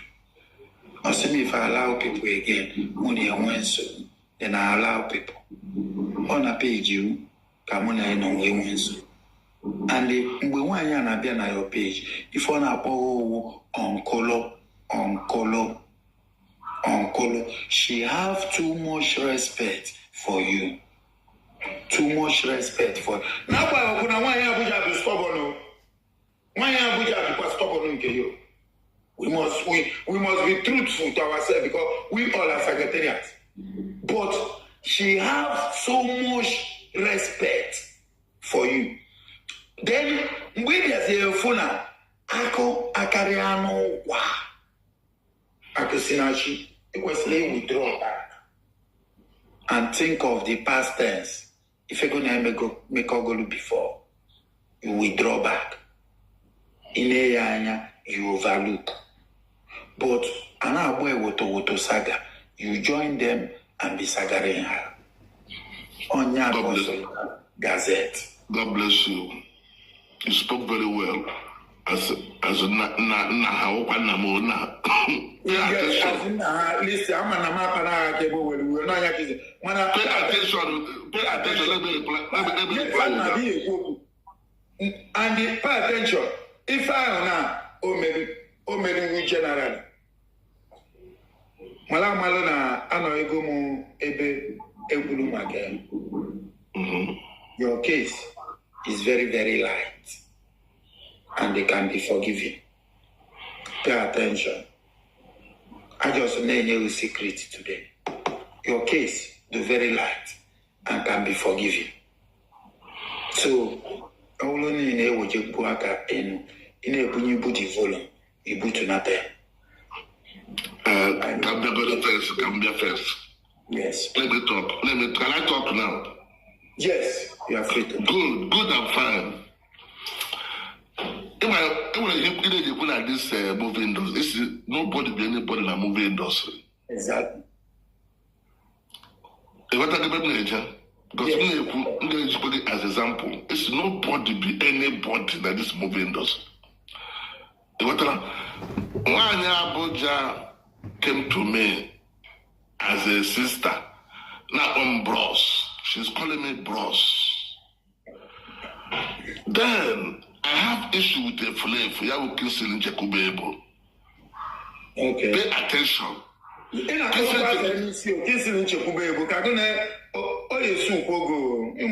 know what I'm telling you. They went to a point for that case. They went first. I'm going to buy it. Even flavor is a dead man. So I was having issue with the flavor, personal man-to-man issue, which you know how the issue started by 20,000. I said, 20,000. I said, nothing concerning why I put them for that matter. She's not the one that paid the money. But when I was having issue with the flavor, you know what I mean? I wanted to put that Paranakata. A flavor mess up. Why did you call her? You call her now. You call her. No, I'm just surprised. Because I didn't interrupt you. Allow me to calm down now. Yeah? That you call her at anything you tell her, she will tell me. I'm just surprised. Even the day with the woman block room, a flat woman is sub that she should not block me, that I should try to call her again. This up is open a flavor. I say, it will hit you call flavor than one. Listen, last year, we were all looking for on social media on our dinner and I did. The chicken can say Ramoto, which is not as a saga man. When I check the chicken, I don't suppose I was what about line. The flavor they put us here. It began one young. As a saga man, material now. When you make saga that time with flavor with downforce note, not the woman. Her name is not Nancy. I pay attention. I was calling Nancy about that Nancy. The Anglo when Uche, Ogamana, I'm the picture of the saga, but she bring out also caution letter, which even involved in that caution letter. PJ Fashion caution letter at the page. Get yourself pushing what was on your page. I come across your page. When I phone Oriako, question 9 page Oriako. 9 page, yes, I'm there now. Na caution letter. Kilifa Fanna chod there. Because that's what I mean with Fanna chod that place. I want them for what? You fed you when walk. No. Don't tell me that rubbish. Don't tell me that. Why the saga naka? This I'm not forgiving now. I'm not forgiving them. No. Now I am my brother. Oh, we eventually make okay. What? Where they do that caution letter? I saw the caution letter. Why my page name is involved? A way no mistake. Pay attention. They told me that's no mistake. That they will remove it. Now, I was shocked. Even at this Senate ago, I don't know if you understand. Yeah, last year, we not together. Yeah, last year. No. The caution letter, or last year, either last 2 years or last 3 years. All last year, caution letter, brother. Oh my God. Caution letter, or last year. Caution letter, last year. Oh my brother, no, you don't have to tell the criminal director. Now what's in our family caution letter? Now for you, Uriako, I'm by the office and the real truth of this matter. My Abujama, I'm the truth to that. The woman who are very, very smart. The caution letter, even the petition letter, all the ground get there, they ought to go. They ought to go. It's not Melbourne. Petition on the Sharon, on the page, they give one there, dot the Google page, or the Google. I want to be sure I see one. I want for you.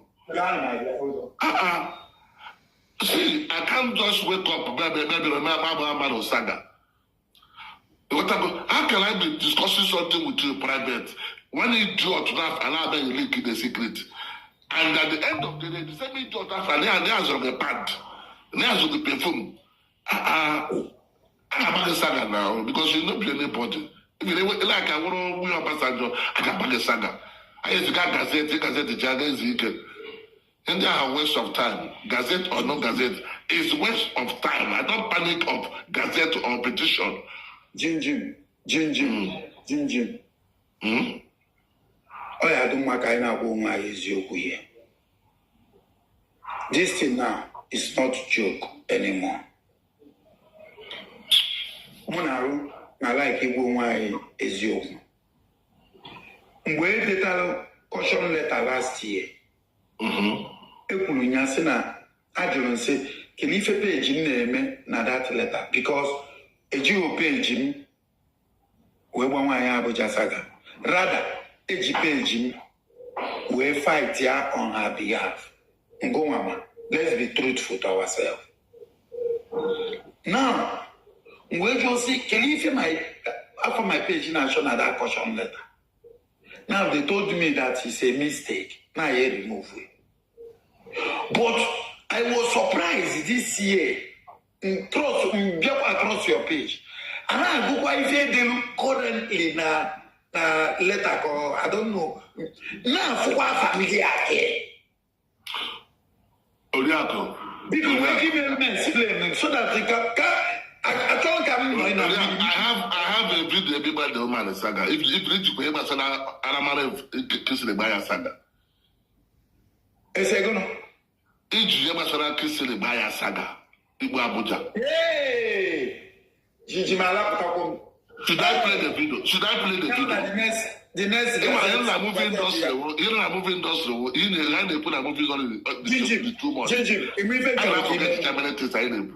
Hey! Should I play the cassette now? Should I look for the cassette and play it?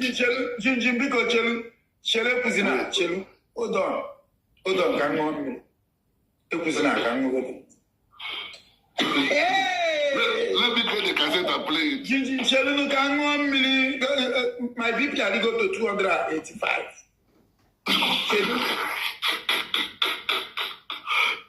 I want to get now.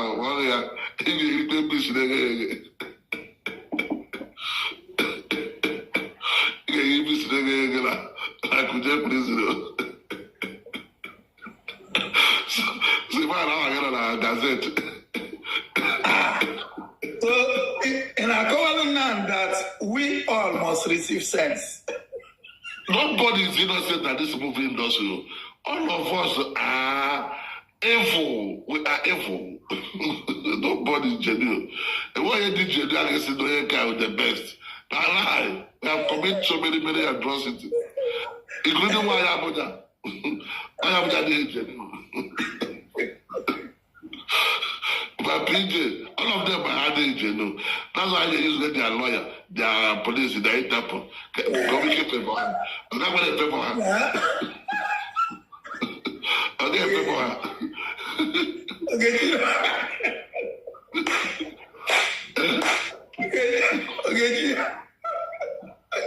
Okay, with a lovely contact, that's 7. Where? I'm going to contact. Okay, you will contact with this. My brother, pay attention. Pay attention. I know about this one. Okay, she with a lovely contact in 7. Where will the invitation? I wasn't getting that. Nah. I got to get time very soon. I got to get time very soon. I'm every day. Every day,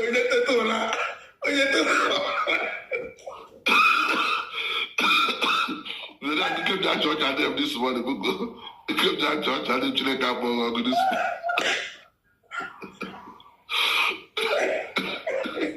Very wicked woman. Every day, you have to tell blues and then WhatsApp, yeah. Also, emergency this week. This week. Prediction on water this week.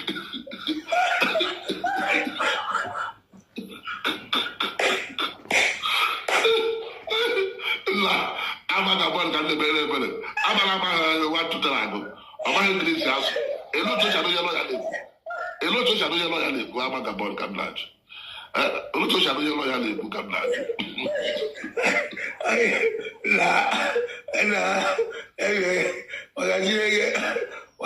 Invitation na water. Nande Nigeria government really go na this saga o. Nde really go here o. Nande really go swear to God. Nde abala.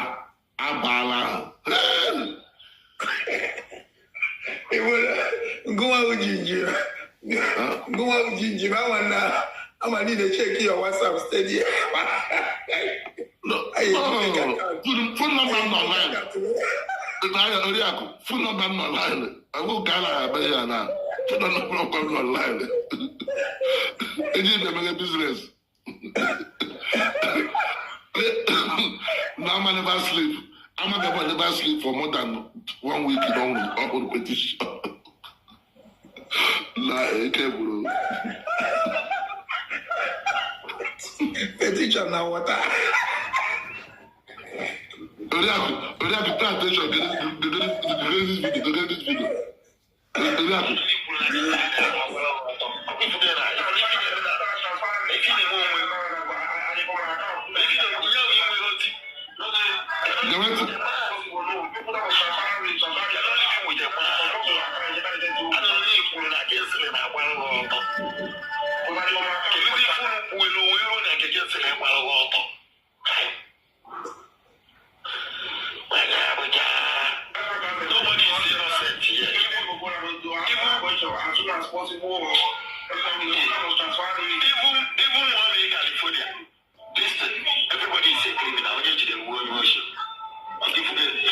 Preach on.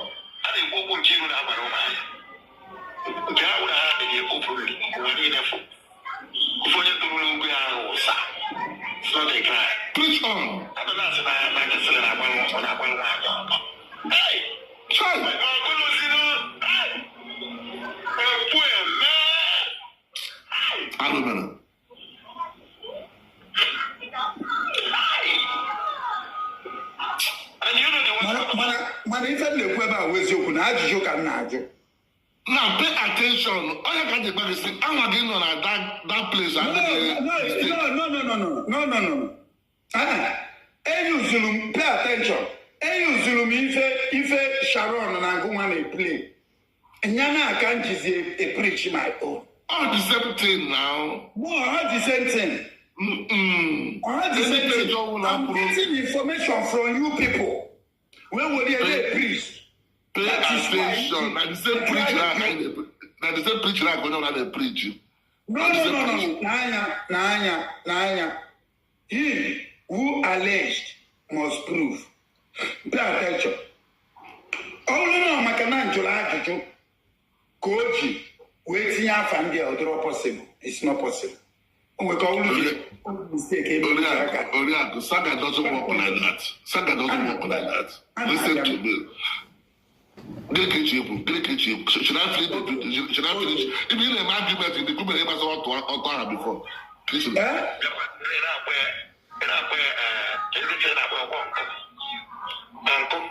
So they are supposed to begin off the point.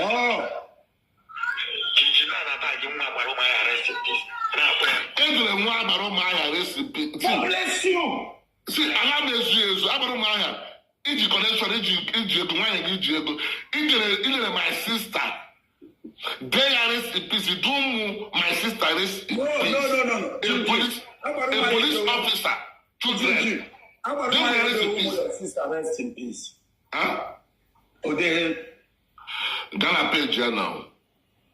Go to his page. Ode. Asking Gunode. I have everything. We have this movie doesn't know where to. Oh, that's why the say they tight in the movie industry. If I do want to say we in the movie industry, if I put Chagala, that's why I have a petition with the manager because this is basically a bit of Web Saga.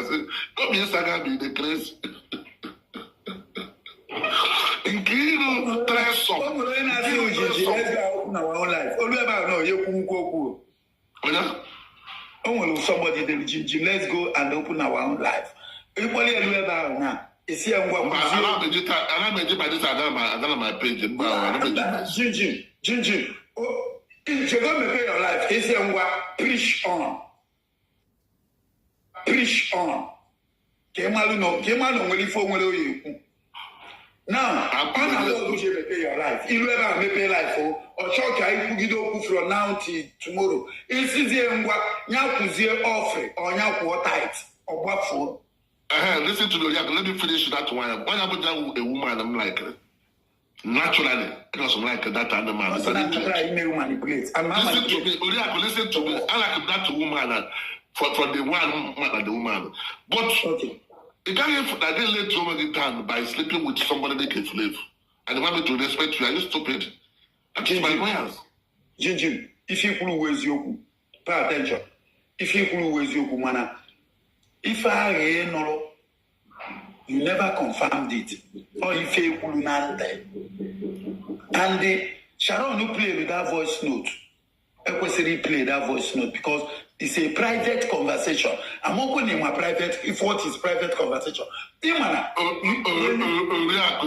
from private conversation, Facebook, where should I bring that one? After congrats, principal, after the same thing up private. What are the issue? I mean, now follow that they didn't follow this movie.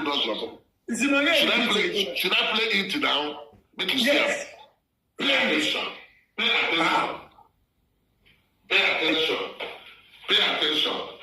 Because I didn't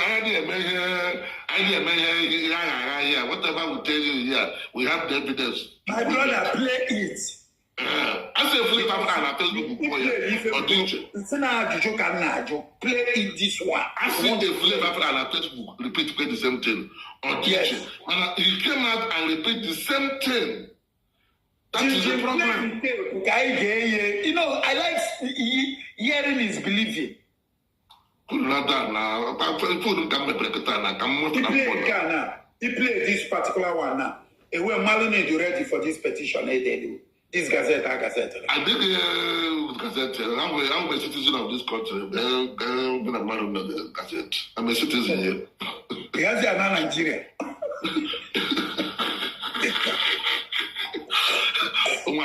Bring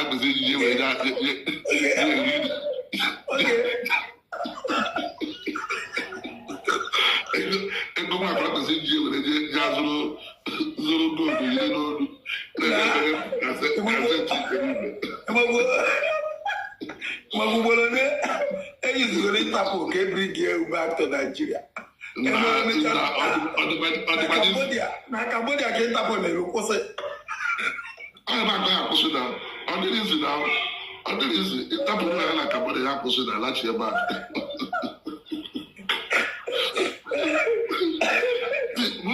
should I why? I will donate play.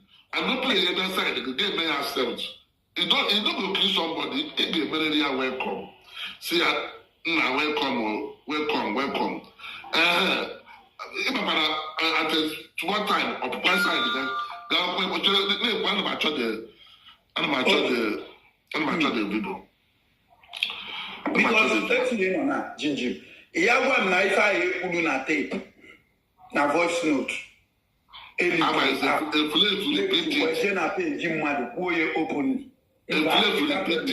repeat it by itself. No,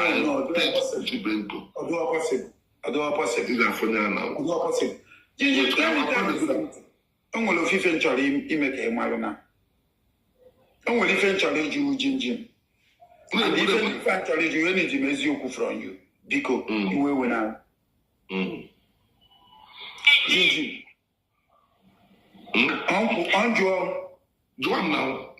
Okay. Because Etua is your support to Ogeshina. It is your support. Ogenem, that is my sister, my precious sister. In a Kowaluna, if any no Mezili at the pass, not the right.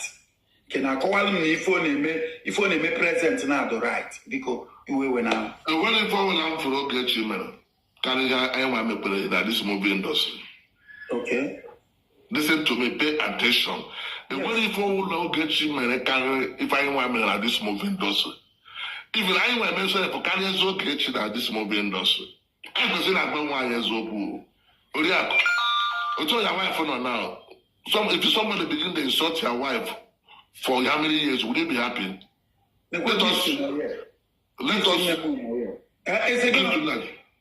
I told me again now, if a group of people begin to drag their wife every year by year, would you be happy as a man?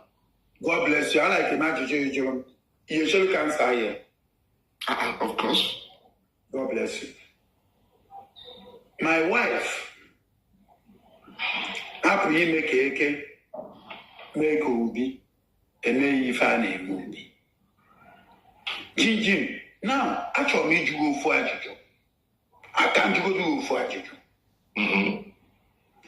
Only put along na social media, I show me wafa, so that I can new people, Halema, if I got on. Only put along na social media. We go name mother, not to follow name mother na Jofia. Nyama woni izikulie, Olongoma, will you be happy? Listen to me. I just can't. Will you be happy, yes or no? Before I say listen, then I will listen. I'm your job. I'm going to Latin. I'm going. Yes. Now preach on. It's Saga. And I replied to her. That is it. Oh, yeah, Saga. Listen to me. Okay. I never wonder that the police will be invited. Don't get you invite the police station. No. No, the poor no. That is the end. I don't even be able to Saga. Saga, if you finish your tenure, you go inside. Give an over about the truth. Yes. And only Saga is the lovely soul. Only when Saga will be on or they have been only good for the idea about the job. But only when I went full person like that police, we full person. Like Abaromaya. Abaromaya is an evil man. That's why God will punish him. Pay attention. Oget is the lovely soul. Won't hope you. Oget me the can arrest. Oh, PJ fashion when they disturb where they push you. Okay, get that boy. Get that ghost of Ken and whisper to PJ. Madam Tura. I know everything. I am a massacre. The time when you want it. Oget is not wicked as these people. Oget can never plan evil against somebody. We never get that record. Okay. I like him if you cool now. Mana, Imani Kulusin.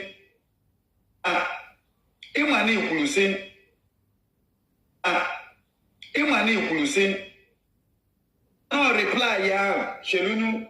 For how long okay reply here that? The reply here just for 1 day or 1 month. Oriako. This answer the question in Ejuromu. It doesn't matter how long it doesn't matter how long we take. It take years, right? That is the spirit of saga.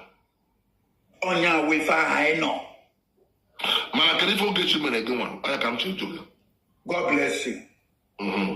Okay, and what does he forget him? No, I'm calling them now. So what's them now? Okay. Okay, she tag my children, rest in peace.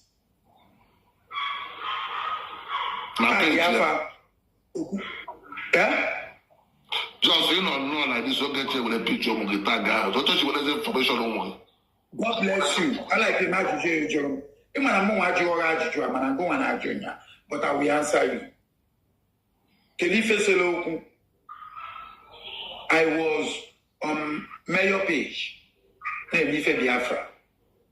What do you call her? Chogi attack my page now. Can't a team I was on Mayor page. Now, when you have this like this, I can't know you and the pop double and do not page there.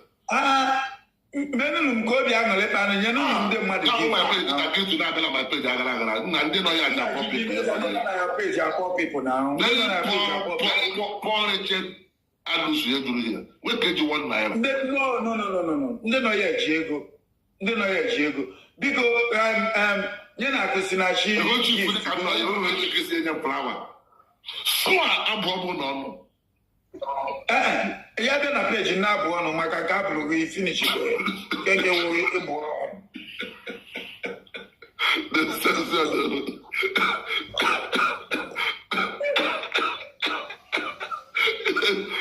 that's my fault. Let's let go. You can't show it. I'm not going to watch it. You go pay for it before. You go pay. Most of them, the teacher is struggle and which one na office how.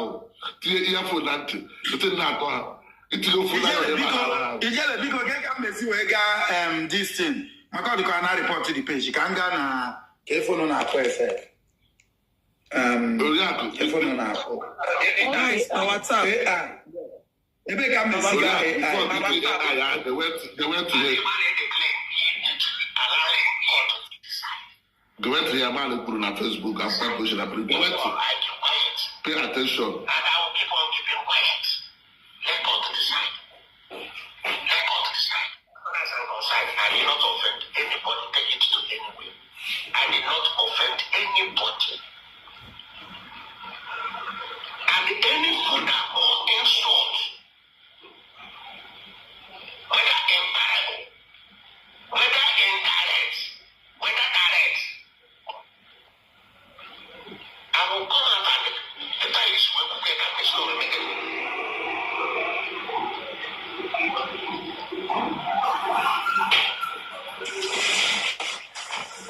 Odion. Yeah?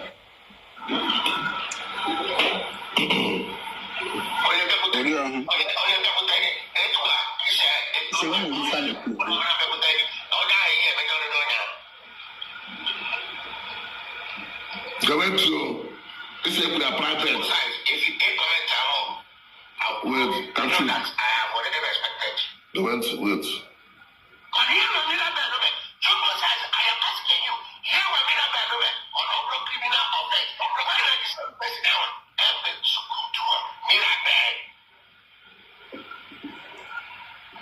Oh, well, my audacity. Where you invite on the second time.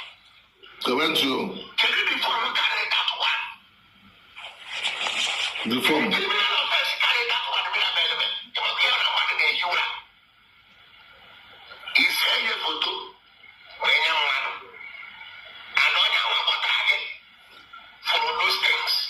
She could not arrest me. Jama forward, go there small. Jama forward, go there small.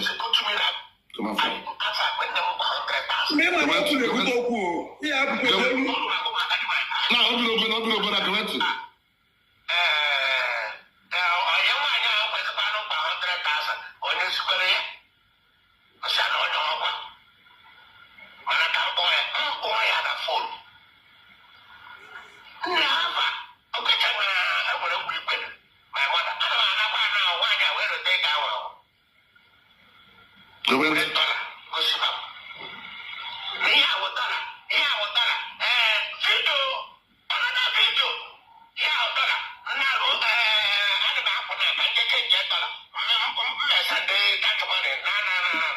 My brothers and my sisters, 2 days, no more.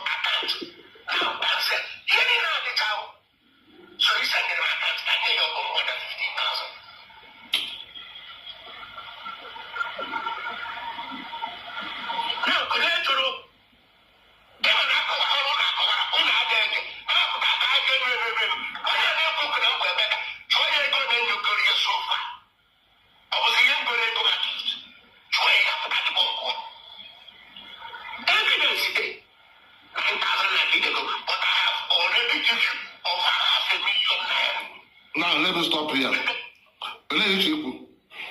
Your private talk again. Your private talk. No. Our private talk, man. Oku, anything. Jinjim. Naya. Let's be truthful to ourselves. If any no, if only ego exchange of currency. A butcher,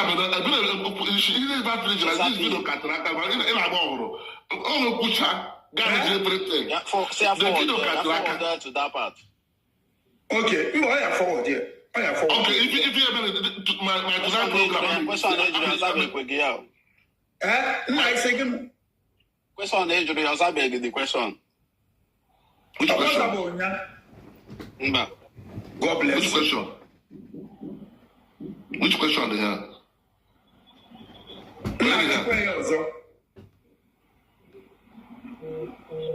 Which question do you have? You have been an married. Which question do you have? I told him where they are. What's the London? One in London. And they are go. They give more young. Not for you. And the people important. Only listen. And we're here at it's a private discussion. Yes. Moving gospel is allowed. DJ Fashion whenever they condemn Amarumaya whenever they condemn a flavor whenever they condemn. So, can you get a control flavor? You have a problem. I want to ask you. Okay. Cancer if a Jolina. Jinjim. Eluna court, Keta. Which court? This person you don't on your page, not by the gay happy. This is if I go man. You know, here not by the gases. Oh, yeah. If I go man. Up in the comment section.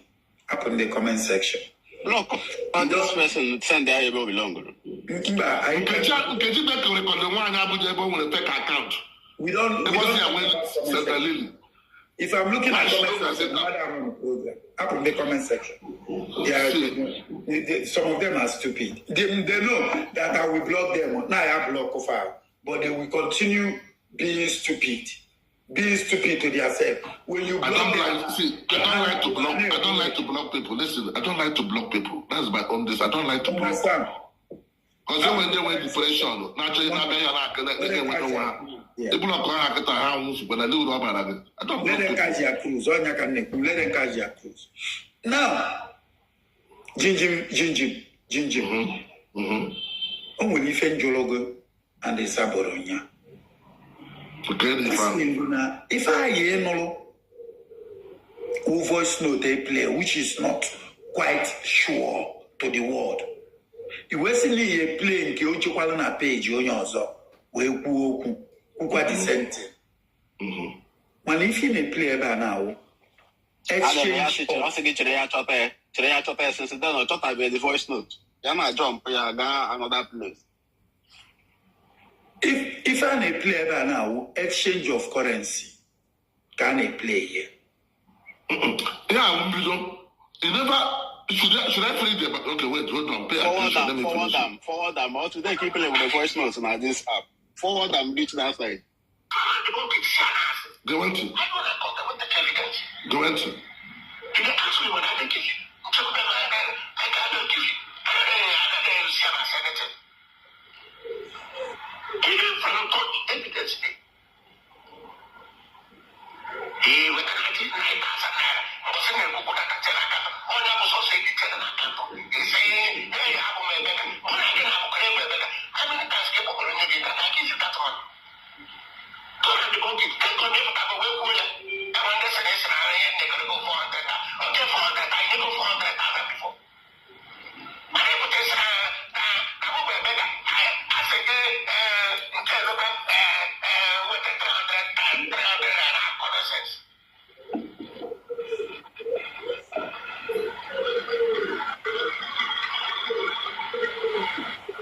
I don't want to open my mouth.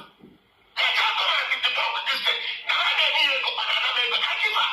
I would have answered. People in my one hour. You know, they are all that way. But you don't get one. But you want to say, because he knows the one you got. On to say that. Because one dollar not to change your dollar. No, that I change. The consistency in our country, I said, your own $50. How many years? You will be sent out of the account to send that nigga $50. But I keep on the you never there. Now, I'm going to get you. I don't want to go far.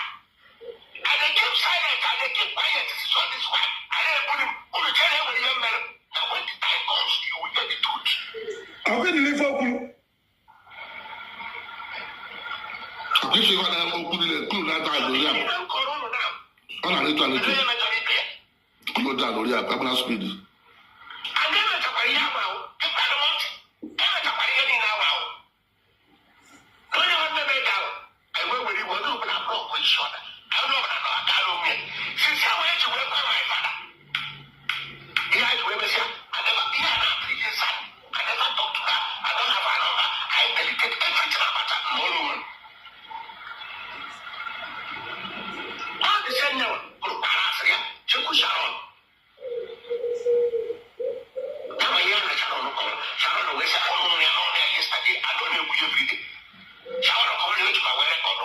Oh, yeah, Sharon. My yam. Now I yam. Now I want to have. Maybe to see Sharon. Maybe that voice to inside. And I'm not aware of record. Oh, for now, I know when I Sharon record.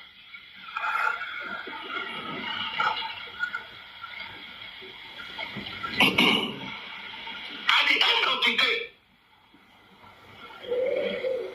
I'm on a Sharon record to pass from you. Then I Sharon record to record. It's saying you get that record. I didn't know, which means I'm going to move. And then you don't know. At the end, the woman when you said again, because I said again, Sharon, trigger Sharon to play the voice because I am not aware that Sharon record.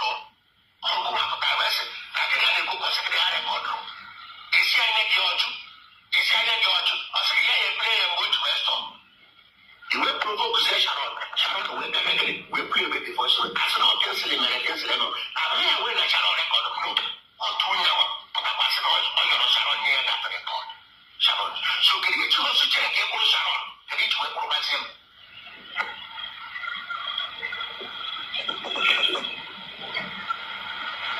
Can you just put Sharon?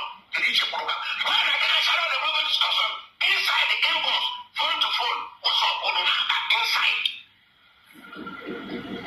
You might have not record. And when I go since 2023,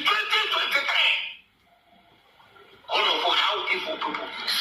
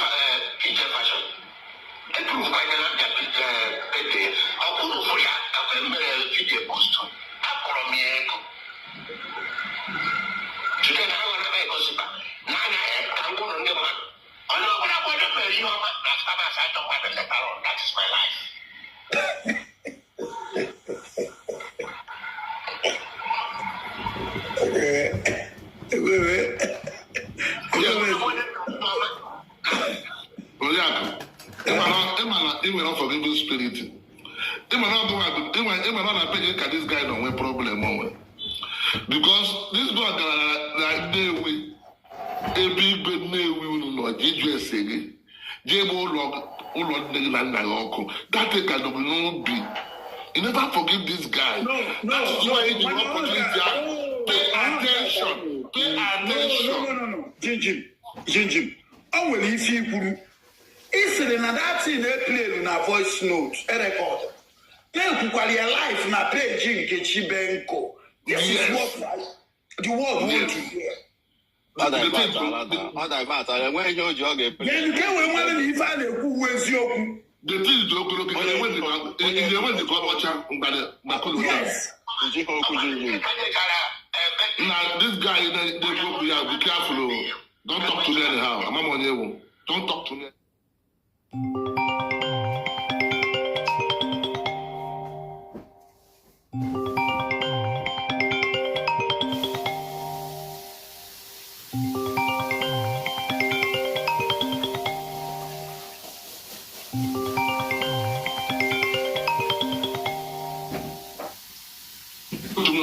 Picture this idiot.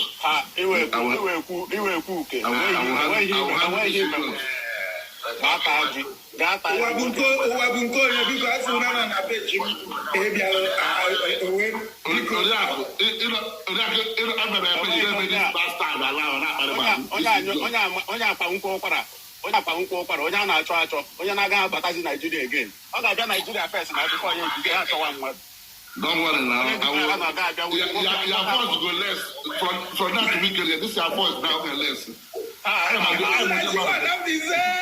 Voice go less from that weekend.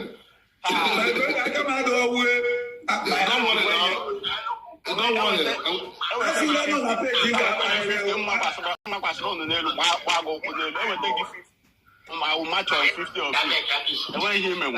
Your voice is less at any moment from now.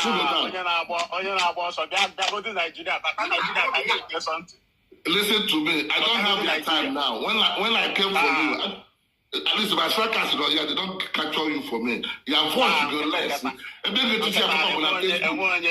I will teach your Facebook. Don't worry. I got one call. I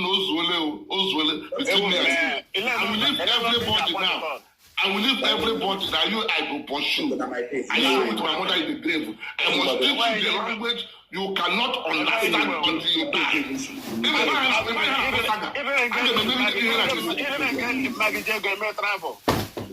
Don't worry now. Don't worry. Don't worry. Let them capture you very well.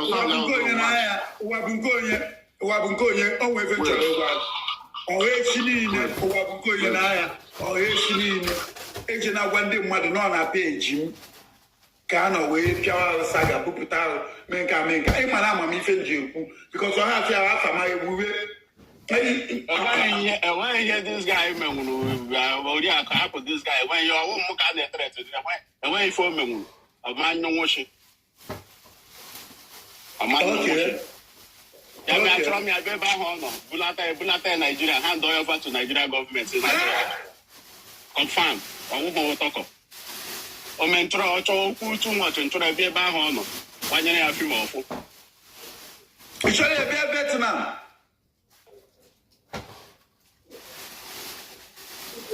This guy, he will go back. Kill that. They might have them down now. I will not them. Don't worry. We don't do. When they started, they get connection. They travel every world. They get a passport to travel every country. I never know that they will start information. I get surprised with information they get for that. Now, join for each one. I'm not on camera. Say each one grab a camera. She can gamble. She can everything. I don't need you. I don't need my passport. I don't need you to worry yourself. Young man is from now to Sunday. I got no you get back. It should be a way here, Mewono. I could not have better hand than that. Why go to your camera and shake something? I'm clear a big camera, governor. If you not pick your place for camera, it wouldn't make about one now. Okay, it's your camera cookie. Only days to get to my camera. I bet it will connection.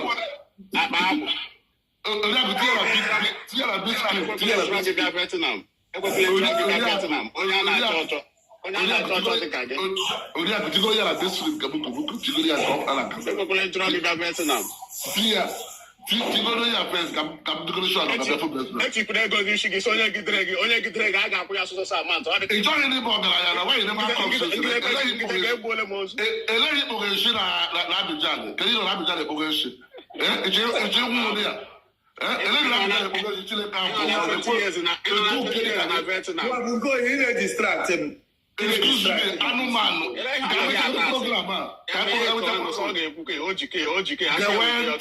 listen to me. For screen. If you don't say that to two mama no roast, bring out your face. Even if you make it can speak. What's the if you don't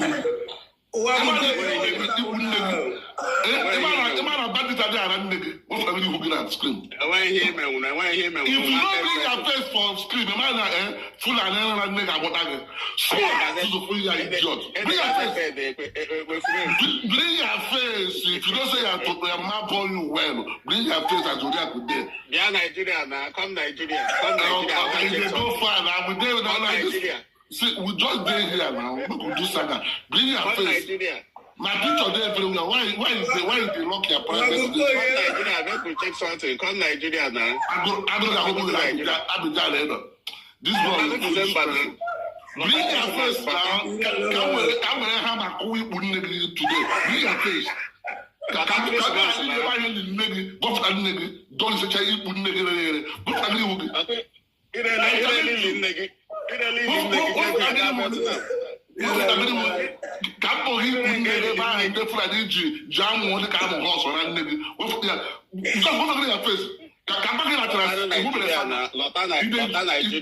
If they join saga since with I go make sure say I go put pen for your life for next you don't know better for this struggle. You go suffer. I'm not Nigeria government, I swear. Excuse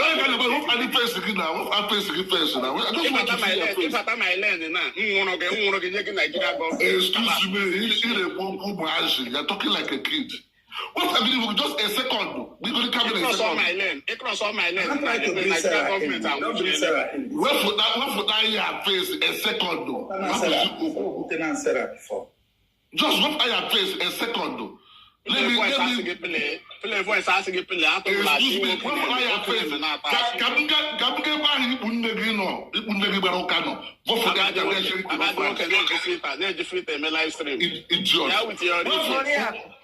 What I face? Listen to me. I'm not about this saga. It my project. But when I don't remember this saga. I won't organization. But if follow this guy better here now, all from my place, yes. Why would you matana managing? You know, Gigi, name 1-to-1. And when they never before. Of course, he put an up managing. Yeah, you got like, nah, I this program. Nah, hold on. Hold on. All of a sudden, I never play the voice. Okay, we think voice.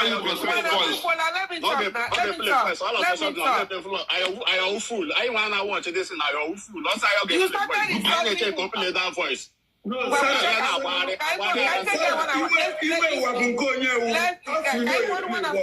if not, I don't shut now. I'll go and charge Jim. Go and be the Padua Jim. Because I'll be on a Korea. You know, they are going to try to do their thing. Play voice also get play. Can you immediate? Nancy play voice also get play. Can you inside there? This boy. Can you bring your face out a second? You've been insulting Ogechi for a long time. I'm not getting my You don't need to worry yourself. How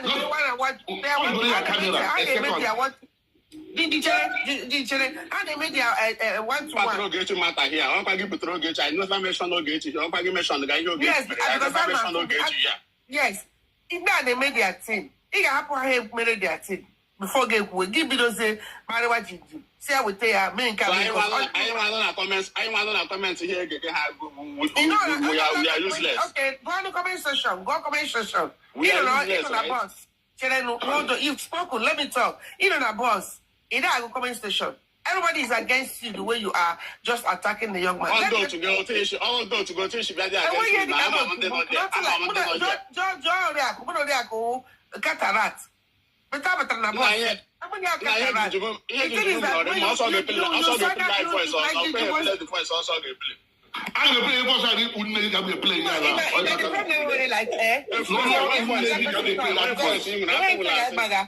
you said this, you can't take from him. You have it on Jinjim. Let him do his one-to-one with Oriako. When you draw time on our panga, me our panga,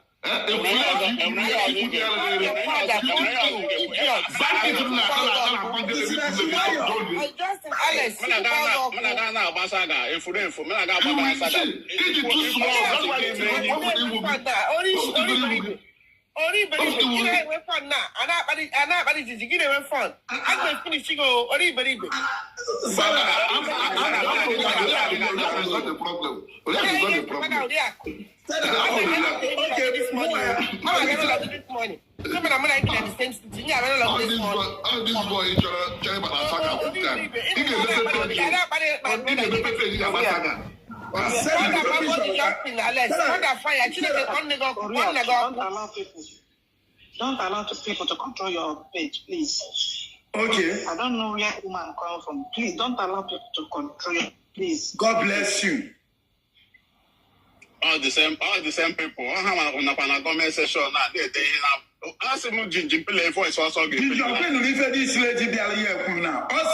I should not allow all these people to control my page. Like this Sarabia now trying to defend you. Now go here, allow Jinjin to be. Jinjin can defend himself.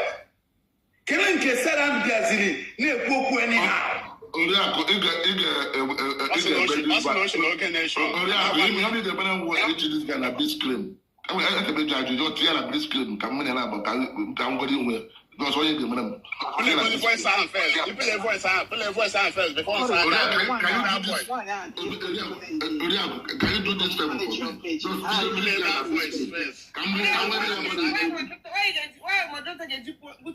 To this guy, you know, you don't want to one. Men who went to one on back to one, that is the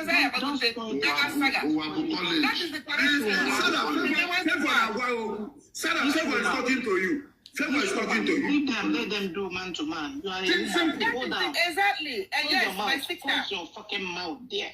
I don't even know you. You don't know me. So thank you. If you cannot control this, I will leave. No, Gigi, let me tell you.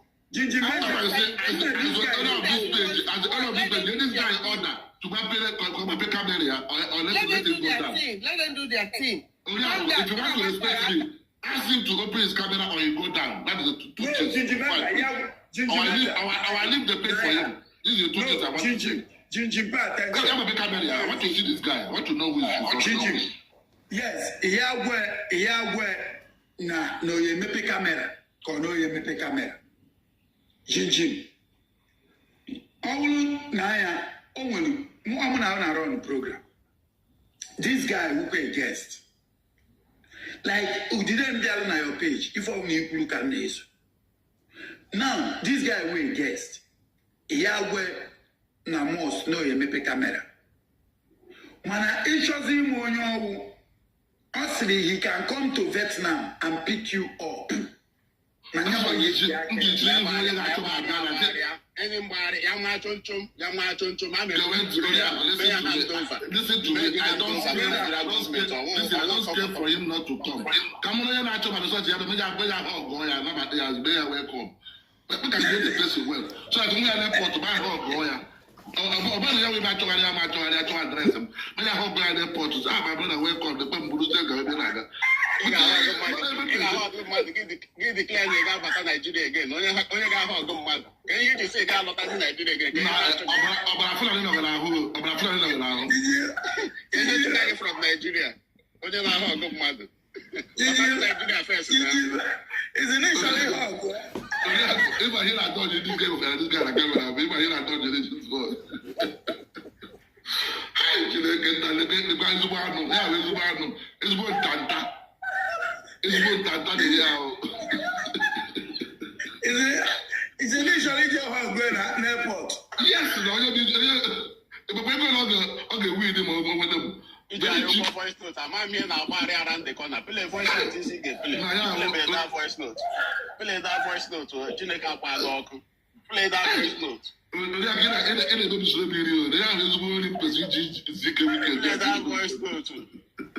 why I put information on your car. Here why I put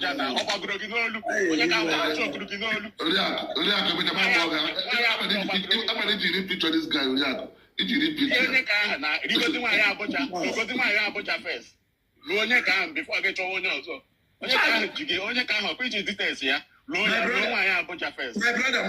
brother, who have go here, only fetching email, okay, what Tana.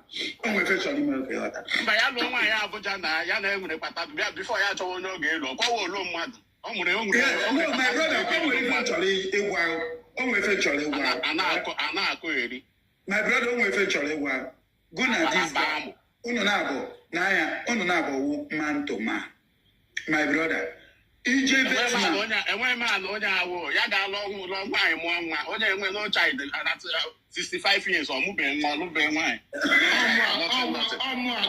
Investment. Nigga, nigga, to channel up here. Or change up the more to nigga, but you have the giant right now. I have to touch every more to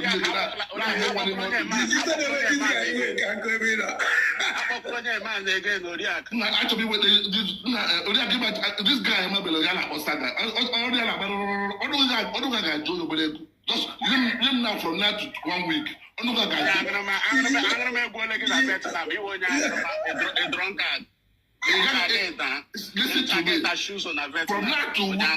From now to 1 week, only got shot down. Video get to China, social media, they're going to wear the shoes on the bed now.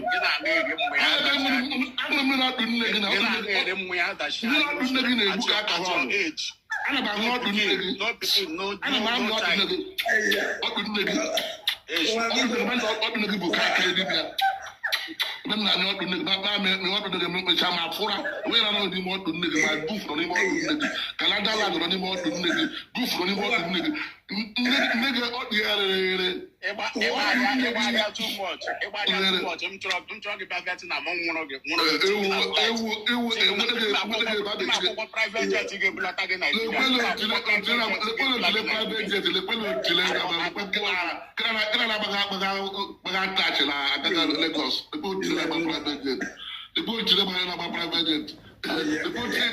Through your phone, I'm about to go around. If I have to talk to you, check it, you have a wall.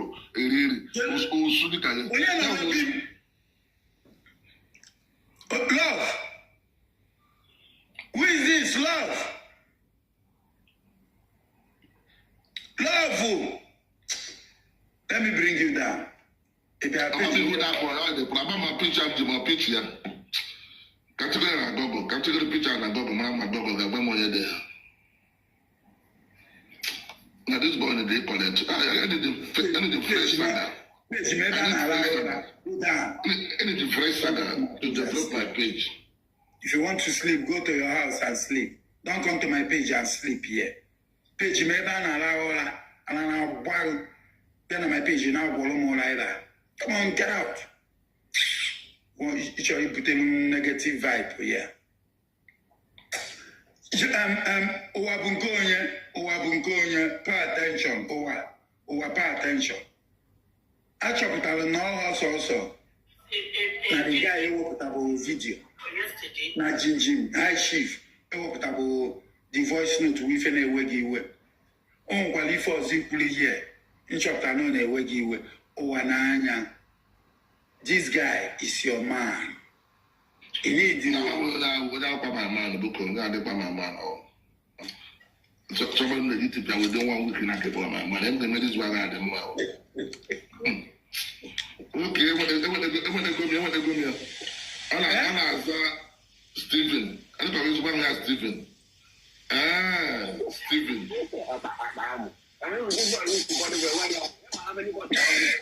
If you never, okay, what I think when I go there small. This one I did surprise. I got a surprise to his man on Facebook now. I got a surprise that this guy did you want my winch? Don't worry, I couldn't die, brother. I'm not speedy. I'm a go on there, I'm an evil syphilis and HIV. I will cure it for you in the two minutes.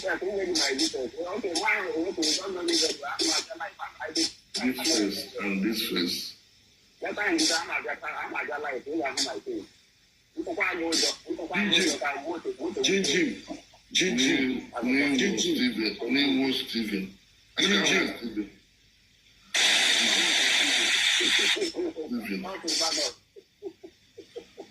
Steven.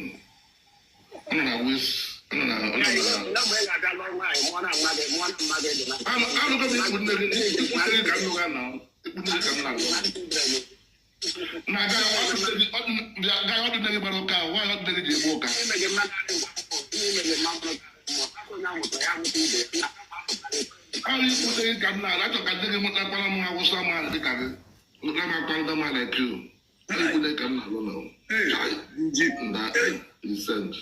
Jimmy is too harsh. I'll go now. I don't know here now. This boy, I will make sure that I will.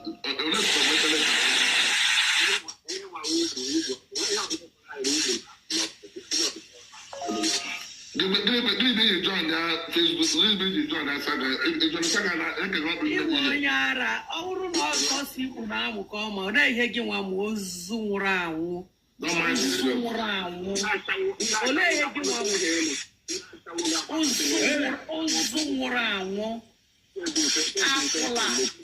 Akula. Can I say I'm on one hour? You were more like it.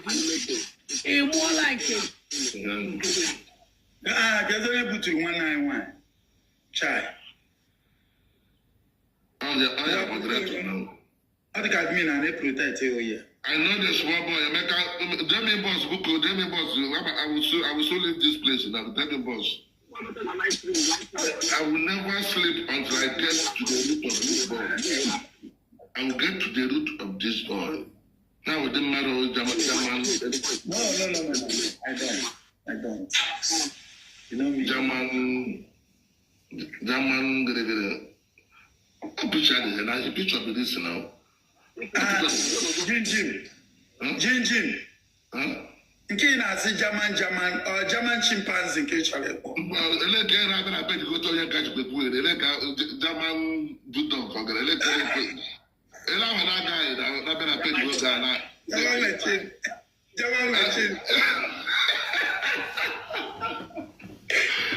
machine is to voice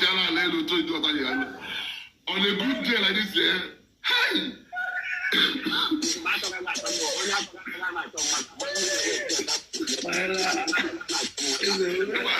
Saga the band. Oh yeah, we're actually going to go for today. We're going to tomorrow. But tomorrow they go to like a full time.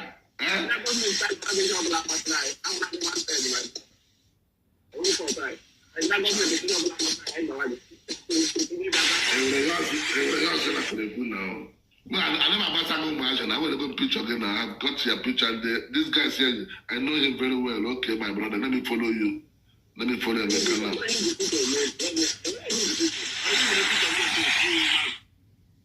I want to go to the people who live in see, I want to go to the ambassador. People live in the hammer. There are people living in social media. I got to get okay, the way of people here, I can say the contest, the boy wouldn't boy of China. Another one. No, the man did not count it. And he said the contest. But the boy was no one respect if they would do it about one passion in the class. Nge say the cartel when exhaust moto ran nigga exhaust moto be walk tie ni bu nigga ran nigga only can nigga but I walk wa kan because nigga am the take mo na pastor the kan nigga me take mo na pastor the kan and I'm about to start because we will ban the only can nigga to possibly one and the man in the this camera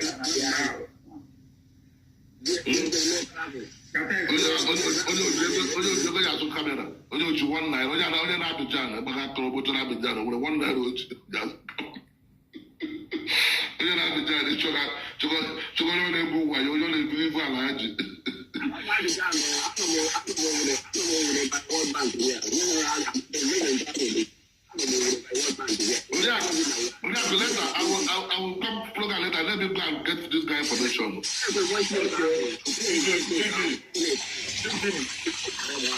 Did you know what I'm saying to the guy? And I sent the information on the guy. When we the guy in Jinji, my brother.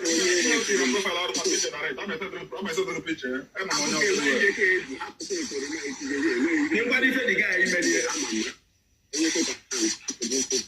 my brother, you leave the guy in Jinji.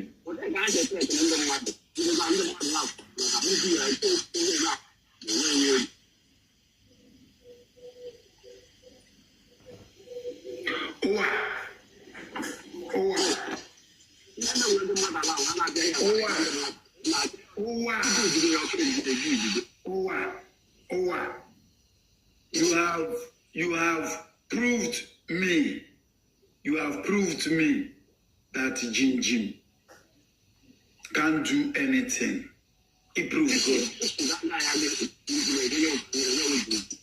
I'm shifting a war. How do you confirm the far from you?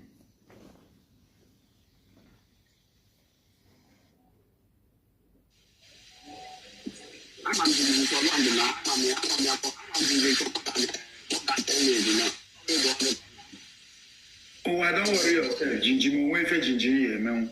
I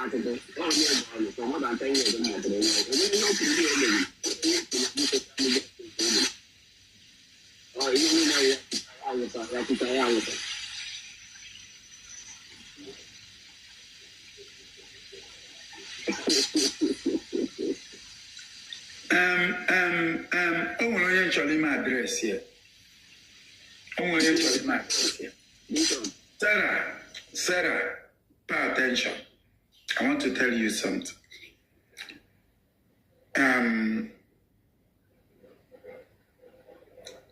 Stop carrying another person's enmity on your head. You can do it based on saga, but don't take it so serious. I know why I'm telling you this, Sarah. Don't take because of a criminal. God will go Choko Tonjaka and be insulting people you don't know.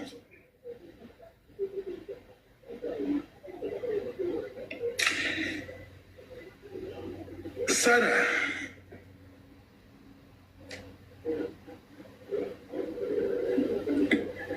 okay, she was using Biafra my home.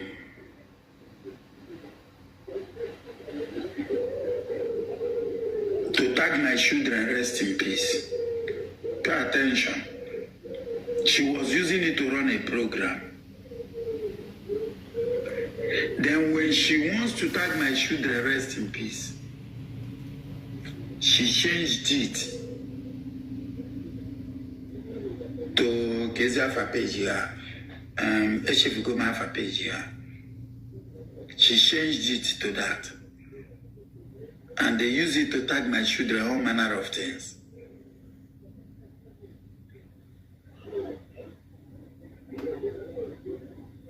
There are 7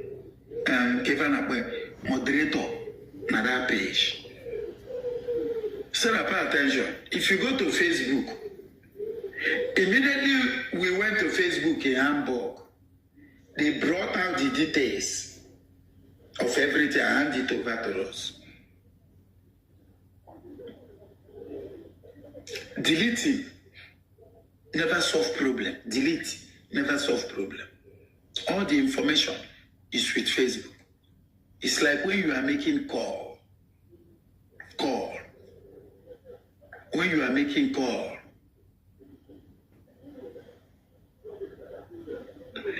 you delete you and somebody's conversation. You think everything is finished. No. It's in system. Ordinary system there. So whenever you people come out and start trying to defend Ogoshi, trying to support Ogoshi, all those things are rubbish. All those support and it's rubbish. It's rubbish. That is why when you go to Abuja headquarters, police headquarters Abuja, Ogoshi is a very big criminal syndicate there. I'm not telling you not to tell anybody. You can spread the good news. Do you people know that Nkiru sent Ogechi a petition? Not ordinary petition, even from court. And I heard with my 2 ears what the precious sand that Nkiru is using. Nkiru. What the precious sand said about Ogoshi. And the proof, I have it. The sand that make everything to be possible.